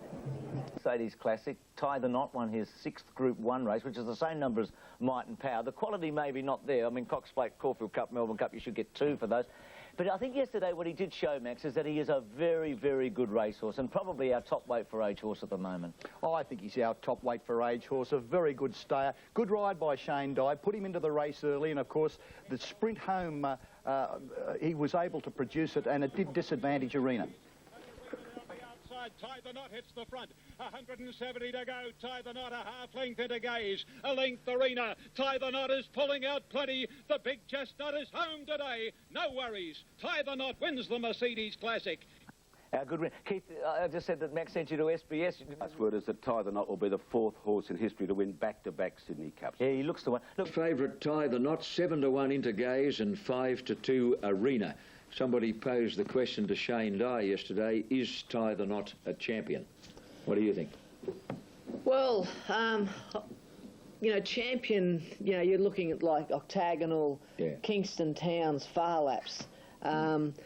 I don't say that he's a champion, but I say that he's got the makings of a champion. I think Shane made a very wise comment when he said, I'll wait till the Sydney Cup. You know, he did win a Sydney Cup on a low handicap. Whether he can do it with a high handicap, I think it was a wise comment. Some doubts. Wait for age, Darren. Is he a wait for age horse? I think he is, yeah. Well, he proved that in the Chipping Norton Stakes. He won over a mile. I think if you train this horse for a 6-furlong race, I think he'd win it. He's a very versatile galloper. Thing about him, he keeps running fast sectionals every race. Oh, incredible. Every race he goes around and he'll run 33.2.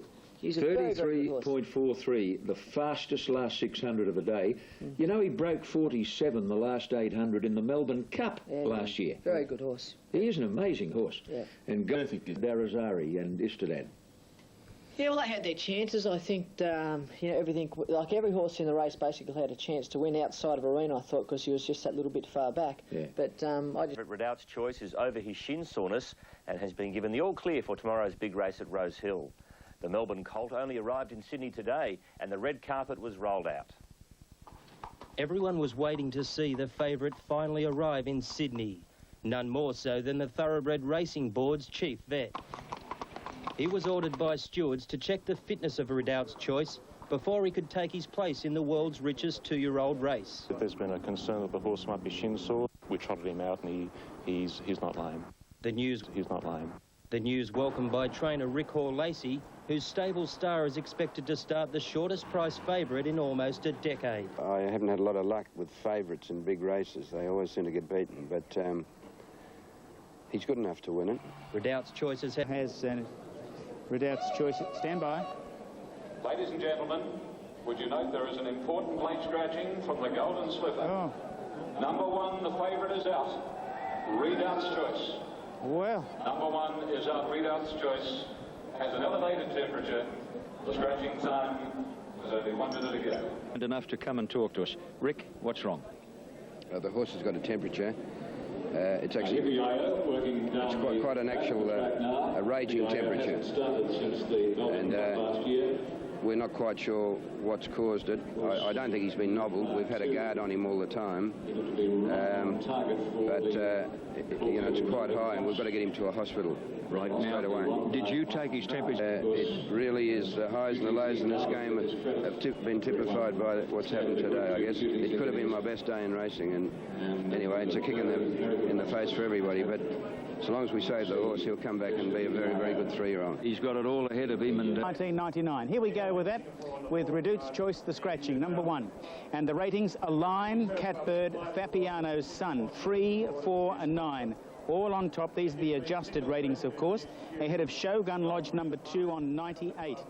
440 Shogun Lodge, Align 12, 410 Catbird, Passmore 47, Martree 22, and that is Fabiano's Son 10, High Rolling 11, Quick Star 61, Majestically is out, of course. Shogun Lodge at $3.10, $11 Align, $4.80 for Catbird. Passmore 54, 10 for Fabiano's Son, 14 High Rolling, Quick Star 69, 41. Catbird at $5.20. It would be a very popular victory.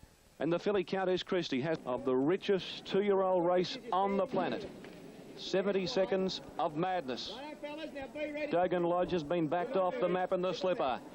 Lights are on. Crowd lets out a roar and they're racing in the slipper. Boulevard jump quickly. Cullen out fast. Parting Jester Align. High Rolling and Fabiano's Son began quickly and Catbird's going up into that group. 2 lengths away now is Easy Rocking, Dangerous, Countess Christie, Passmore wide, going around his stablemate Martree. Majestically no speed. Shogun Lodge's last 3 deep outside Quick Star. He's in bother on Martree's gone back to second last.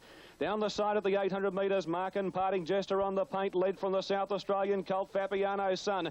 Quinn's off on a line, he moves around them. Cullen was next. They were followed by Catbird. Countess Christie picking up ground. Oh, in trouble, high rolling. He's dropped right back through the field as Dangerous improves, coming to the bend. Easy Rocking's very wide and he's moving up from Passmore, Martree, Shogun Lodge. Then came Majestically Boulevard and Quick Star in the straight in the Golden Slipper. And out wide on the track, Easy Rocking's moved up and hit the lead from a line. Fabiano's Son. Parting Jester on the fence. Catbird letting out with a run. Countess Christie was next and Shogun Lodge and Martree from well back. They're across the track at the 150. A line in front of Fabiano's Son. Dangerous can't get a run. Here comes Catbird. He's rocketing down the outside. He's moved up to a line. Catbird hit the lead and he wins the slipper from a line. Third a blanket go. Dangerous no luck and Martree flying from Shogun Lodge.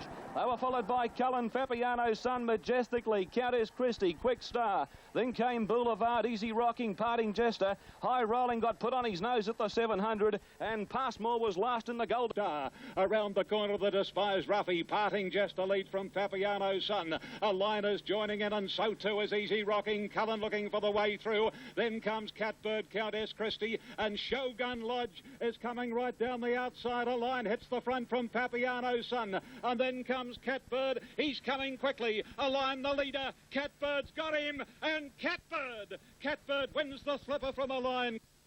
A great... Call this poetic justice. You've been dirty for 7 years that Clan O'Sullivan was attacked by other runners all the way in his Golden Slipper before being run down and beaten. Different story today. You had the swoop. We had the swoop, Tappy, and we said that in the interview the other day, and geez, I've lost my voice now, mate. I'll be about midnight tonight. I can't imagine. But no, mate, it's a magnificent feeling. I just can't describe it. And to have what a magnificent colt, but he needs a bit of time. He wouldn't be a spring 2-year-old. I said if he needs a bit of time, and when they let him down, we got him. We got him. Who's this, mate? Hello, Tappy. Hello, pal. Congrats. The Amy Golden Slipper. Catbird, $5.30 and $2. These are official. A line, $3.10. Shogun Lodge, $1.80. The Quinella, $26.50. Trifecta, $145. Well, Up to Montfort and Catbird, the Black Opal hoodoo's been broken and all of that. There seem to be a few hard luck stories, but not one that really stood out. It's just a pressure day, isn't it? Well, it's certainly a pressure race, Bruce, and the major aspect about the pressure yesterday came from a lot of inexperienced horses not knowing what to do. It wasn't jockey desperation, it was just the greenness of the horses. Certainly there are a couple of hard luck stories. Martree was unlucky. The horse in the All Cerise there, Dangerous, was unlucky. I don't know whether unlucky to win, but certainly they should have finished closer. I don't think this was a vintage slipper. I do congratulate de Montfort on a very, very good ride, and Frank Cleary, a deserved training success, and also Ken Jones, the owner. But I don't think this will go down in the annals of the all-time great as a slipper. And I do think that Redout's Choice, well, just going on the form and how some of those horses finished so close, the horses like Dangerous, he would have won the race 3/4 right. Is he in trouble, Redout's? Well, he's down with travel sickness. Veterinary opinion told me yesterday, well, 3 or 4 vets, that 25% of horses that get travel sickness die. So it's not a good situation. No, what a day it was. I don't understand what this travel sickness means. It is in actual fact a pleuropneumonia. That's how serious it is. Well, Saintly got it when he went to Japan. Same thing. Same thing. He was nearly dead. He was nearly dead. He was nearly dead, the horse, in Japan. Now, you know, he did come back and he did win the CF4 Stakes, you know, in the early autumn. But I really don't think that he was the same sort of horse after it. Now, horses have been known to die from its effects. It does Golden Slipper Stakes, and I can't tell you how happy and broken. Shogun Lodge. Good runs galore. Cat probably beaten by the barrier, and 7-4 favourite Shogun Lodge, an enormous run for a horse who wants a mile. Can I tell you that Countess Christie was galloped on both hind legs, Parting Jester abrasions to the off hind, Fabiano's Son galloped on both hind legs, Dangerous a cut near the near hind heel, and Shogun Lodge abrasions to the near hind hock. The dash for cash. Yeah, Glenn Boss walked past me later in the day and said, carnage. Absolute carnage. What do you think about you got a probably a good 600-metre run down to the first corner there, and then where you won the race was at that point at about the 650-metre mark when you elected to steady and not persist into the run with high rolling. Oh, yeah, for sure, Darren, but I was never going to persist with a run into the race before that point because everyone thought Canterbury was a bit disappointing in the Black Opal. But I knew we made our run too early, or I made the run too early, just to sound the horse out to see if he had a 400-metre sprint, and he doesn't. He has a 200-metre sprint. Yep. So when he got the staggers the last 100 metres, he sort of had a little look around, and he felt to me like he just wanted to pull out of the race. So I just knew next time around I've got to keep him focused to the last 100 and then go for him. So with that, Raja Jazz 13. This is the Port Adelaide Guineas, 21, Quinoa 80, very short for Nina Haraka, $1.30, $11 Rasprite. As they come around the turn where it's Raja Jazz in full flight now, from in second position, Apogee Storm. There's nearly a run for Nina Haraka. She shoulders Quinoa the roughie out of the way, and she's got the gap, and she said go. Nina Haraka with Susty outside. They level out at the 200-metre mark, but Nina quickly with this wonderful turn of foot she's dashed away from them, Nina Haraka, and she'll go straight into the area. The Lakelander area stakes, and then possibly the Double Oaks after that. She's one ease down, strangled on the line by 5 or nearly that much. Second Raspritia Sus, followed then by Southern Way, Dangerous Reef. Diamond Price, Nina Haraka $1.50 and $1, Raspritia $1.60, and Sus, number 9, $4.30. Yeah. One horse not in Sydney for the Autumn Carnival is the outstanding New Zealand race mare Champagne. The Kiwi galloper has been retired to stud following a minor paddock accident. Champagne finished runner-up to Jezebel, of course, in last year's Melbourne Cup, which followed her win 4 days earlier. Feature events of the day here at Ranvet, and as I said, runners are just coming into the mounting yard, and we'll have a look at the Sky ratings. Dignity Dancer, the top raider ahead of Arena, Grand Archway, Sky Heights 1, clearly ahead of numbers 2 and 7, and Sky Heights the 4th elect. Here's the tote call. Dignity Dancer, $2.50, $3.40 Arena, $5.10 Sky Heights, Lawyer $7.90, Il Duce $39.64, Grand Archway, the filly at $7.80. Race. It's again a clash between Dignity Dancer, Arena, Sky Heights, Lawyer, and now we've thrown in the filly Grand Archway. Arena on screen, takes up Behave, the gates are back and they're racing in the Derby. Dignity Dancer out wide on the track, jump with them. Able Master jump fairly. Lawyer on the fence away well. Dignity Dancer going up, and Sky Heights with his mouth open. At the post, Sky Heights leads the way. Dignity Dancer much more forward today. He's outside the speed. Lawyer on the fence, Grand Archway the centre. Able to play. He's just over a length in front of Dignity Dancer. Lawyer's had a charm run the fence. Di looking to come away from the rail. Here comes Larry Cassidy on Arena. He's moving up around the filly Grand Archway. Able Master second last. El Duce is last of all. 700 metres out. Sky Heights in front. He dominates from the front here, boss. Sky Heights a half on Dignity Dancer, starting to close the margin. Grand Archway's moved up 3 out. Lawyer back to the fence, needing a run. Arena's on a limb, chasing. They'll make it a sprint home. Then came Able Master, El Duce as they wheeled the bend. Around the corner in the Derby, Sky Heights at the foot of the rise, led for home. Straightened up by a half length on Dignity Dancer. Cassidy riding confidently, so too Boss on the leader. 2 lengths away, Grand Archway, Arena, and Lawyers going back to the inside at the 200 metres mark. Sky Heights in front. Dignity Dancer can't get to him. Arena starting to range up. He's looking for the big Derby's double. Arena moved up to Sky Heights, Dignity Dancer and Grand Archway. Sky Heights repels the challenge. Great effort in front, and he leads all the way to win the Derby. Sky Heights by a length on the line to Arena. Photo third, Grand Archway or Dignity Dancer. Then Able Master, Lawyer well back, and El Duce the Kiwi last home. Down to the 250, a length and a half clear. Arena putting in the long ones on the outside, and then Dignity Dancer. Sky Heights still in front. Arena and Dignity Dancer plugging home well. It's still Sky Heights in front. Arena won't get there, and Sky Heights all the way on the Derby from Arena, Dignity Dancer. A very satisfying moment for you. Yeah, well, you saw the horse earlier this week, or towards the end of the week. You know, he looked the picture. If he couldn't win today, well, I'd be very disappointed. You said all along that to run second in the Victoria Derby heaped praise on his ability, because he really wasn't ready for it. No, and you know, The horse himself today was ready, as he proved. He came to, his form came right in the guineas, and he continued on with it. Were you just a touch worried early? I saw him putting... Oh, since I've come home, I can't believe I've only ridden in about 5 Group 1s, and I've won 3 of them, and I've been placed in the other 2. It's just... I just love those big races. You play his boss, 480, 220, 210 Arena, Grand Archway, no third, Quinilla and Trifecta dividends are there. Oh, not that I'm parochial, Bruce, but only one rep for Victoria in the Derby, and in the words of the late and great Ted Whitten, didn't we stick it up on it? We're talking about a derby similar to Octagonal, Saintly, Falante, and Nothing Like a Dane. It turned out to be a beauty. This is why Keith has got the big V jumper on today. Keith, what a change in 5 weeks from the Australian Guineas when Sky Heights was unplaced and Lease was third behind Dignity Dancer. Oh, he's just warming up in the Australian Guineas, but I think he's an outstanding 3-year-old. I think he could well be the best 3-year-old of the season. Certainly the tempo of the race again suited the front runner, but he will improve. Arena ran a great race. The fractions, the sections were against him. He just couldn't give that the other colt such a long start when he'd gone so easy throughout the race. But full marks to Sky Heights. I think he'll get better, and I think he'll be a worthy... 3-1 Sky Heights. Sky Heights.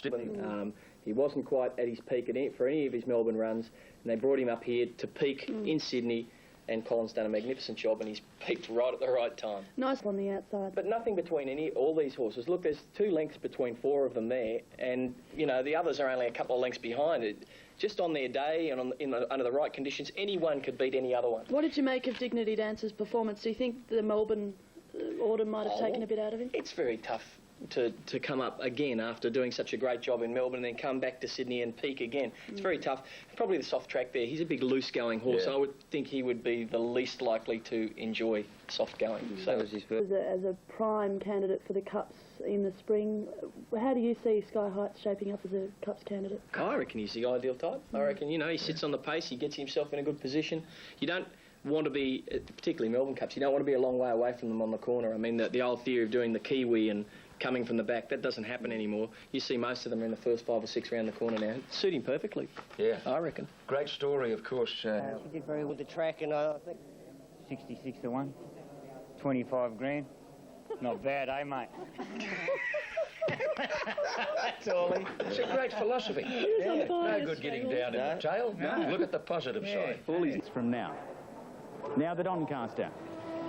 And we've had a look at the Sky ratings, the tote odds for the big event, in which the favourite is Sunline at $2.70. Referral is the top rate, ahead of Sunline, Rustic Dream and Mossman 11, ahead of 13, 8 and 10. Here's your tote call. And it's Catalan opening at 18, $9.20 for Juggler, Dodge 43, Iron Horse 62, Al Mansour 64, Dracula 15, Foxwood 52, Rustic Dream 11. Number 8. Over the page then to number 9, Anthems at 42, 14 Mossman, Referral $8.50, $2.70 for Sunline, Adam 21, 140 for Pelaya, Mr. Innocent at $31, number 16, number 17 Bonanova 56, 27 Lease. There's the favourite, Sunline. Yeah, I think that's probably the whole takings for the day. It's Elsie today. They'd be doing well if they got to there actually at home. So yeah, some big betting in the race, all right. Mate, good. Steve, attempting to become the 4th 3-year-old filly Wayne Harris in 21 years to win this race. Now, I've no doubt she's better than Skating, better than Magic Flute, maybe not as good as Emancipation just yet. Well, no, today, but it's not a very good race for favourites at Doncaster. I believe there's only two favourites in 20 years that have won it. This filly is something different. She's... 250 Sunline, as we take you to Terry Bailey. Sunline has won in all types of track condition. Heavy, slow, dead, good and fast. Ready to jump, and they're racing. Iron Horse slow to go with Rustic Dream, Mr. Innocent, Adam, and Sunline came out of the gates quickly. Foxwood going forward over Mossman. Al Mansour coming across from Pelaya, not far out of the field. Sunline found the paint at the 1,000 metres mark and went to the front. The champion New Zealand filly cruising along by 1 length on Al Mansour. On the fence, Adam. Pelaya deep. Foxwood, her Kiwi counterpart, the centre. 2 lengths away is Jade Tights around Mr. Innocent. Least the 3-year-old wide, striding forward.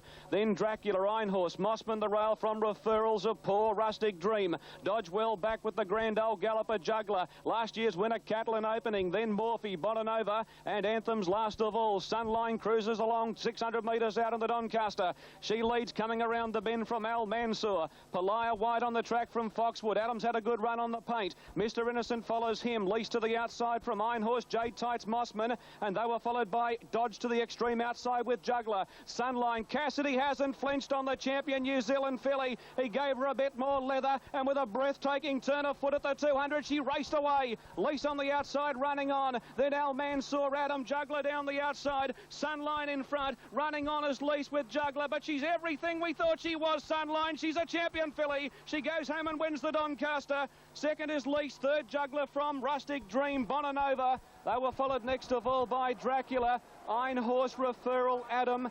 Then further back in the field, Al Mansour, Mossman, Foxwood, Dodge, Juggler well back in the field with support, Catlin Opening. Then came Anthems. They were followed by Miss Sunline, one of the shortest price favourites in a Doncaster for many years. Around the corner comes the top-notch New Zealand filly. She's three-quarters Al Mansour, Adam the inside. Then Foxwood followed by Lease, and Mr. Innocent heads the others. But Larry Cassidy pops Sunline into overdrive, and away she goes. 150 out. Sunline, 3 lengths clear. Lease in second spot. Old Juggler flying home. But it's Sunline, simply supreme. Sunline beat Lease and Juggler, followed by Adam Ironhorse, Rustic Dream, Bonanova, Referral. Coming to the turn, though, she was comfortable, wasn't she? Yes, she was, even though she raced with the head a little bit higher than normal today. I think, you know, she was over-racing a little, but it's better over-racing in front than behind. Oh, my word. Now, he didn't flinch until he got to the top of the rise. Yeah, well, that was Larry's plan. He said, you know, if we can get her to the rise without doing too much on her, he said, then we'll give her full boil. She's the 4th 3-year-old filly in 21 years to win this race. It's a marvellous effort. Yeah, I mean, going on a record, she must be the best as well, I think. Yeah. Emancipation, of course, won the Doncaster with more than weight for age in 1983. This filly, even though she had less weight, was every bit as impressive, maybe a touch more impressive than Emancipation. Yeah, I mean, we don't want to slur Emancipation. She was one of the greatest fillies ever, but I mean, this filly's record, it just stands up to anything around, really. Yeah. What happens now, Steve, back home? Fantastic filly, and really is a shame that she ever got beaten. She jumped out. She really wanted to travel with you today. She raced a little bit fresh, Larry, but turning for home, you had a lap full of horse and just a machine underneath you when you let her down. Oh, you said it, Simon, she's a machine. Yeah, Larry, I mean, you don't ride too many better horses than this. You got to rate her one of the best. I would say she's probably the best horse I've ridden, that's for sure. There we go, Kenny. Lenny. This amazing filly, Sunline, $2.30 and $1.60 on the tote, $5.90 for the runner-up. That was Lease, and $2.90 for the third place getter, the Here is a 3-year-old filly. A couple of weeks ago I said that she's the best since Surround. I want to retract that now because she is the best I've seen. Look at her taking on Group 1 open-age horses in the hardest race to win in Australia, leading all the way and winning on her ear. Yes, Keith, well, I'm afraid she has the potential to be the greatest, but she's not the greatest yet. And I think this is the point. She's being allowed to canter in front. She's bustling, she's squeezing them up. She's an outstanding filly, but coming out of the Doncaster, I don't think she's quite as good as Emancipation yet. Gee. Well, you've got a huge argument here if she's not as good as Emancipation. It's difficult, different eras. She could be. No, not on that performance. Oh. Now, for a start, Bruce, let's look at the facts. A, she carried 2.5 kilos less. B, she was able to dictate terms in front. Least the runner-up was 4 and 5 wide all the way. Look at the magnificent run of Old Juggler, back in a slowly run race. Look at him getting to the line. Sure, she's an outstanding filly. She might even be the greatest, but as it stands now, that's where she is. She ain't the greatest yet. We were watching 2 races then, Max. One with the horses you named contesting it, and the other Sunline out by herself. She strolled in. She could do all those things because she can. She's got the ability. She's the best. She's better than Emancipation. What about how good she is in 2 weeks' time? We reckon we know how good she is because she's going to take this horse on, Sky Heights, who won the Derby yesterday. Favourite, for a long time, isn't it? The bookmakers just couldn't believe the avalanche of money that came for Sunline in a race of this level. It was quite amazing. Standing in the jockey's room, we were watching the replay, and he suggested he couldn't hold her any slower over the 16 yesterday. She was trucking. She was never going to get beat. Yeah, well, she went through a pretty easy first half. When I saw the sectional 48.9, you know, I thought, well, they're going to have to be pretty good to beat her from there. Yeah, exactly. That this filly traces on her pedigree to far lap? Yeah, she does. Obviously, it's a fair way back, but yeah, she's got a direct link there to far lap. Gee, that's just watching the concluding stages here. She's a champion. Excuse my speech, but she's an absolute champion. It's a shame she ever got beaten. It really is. Good run, excellent run. I got poleaxed about 150 out of the barriers. And instead of being outside Mossman or in front of him, I was 2 lengths behind him and behind Referral, who was getting all sorts of checks. And unfortunately, Referral in front of him was getting more checks than a bank clerk, and I was sort of behind him and had nowhere to go. But my horse put in a gallant effort. You know, for a 7-year-old with 57, you know, he put in one of his best career runs, I'd imagine. Got the sires and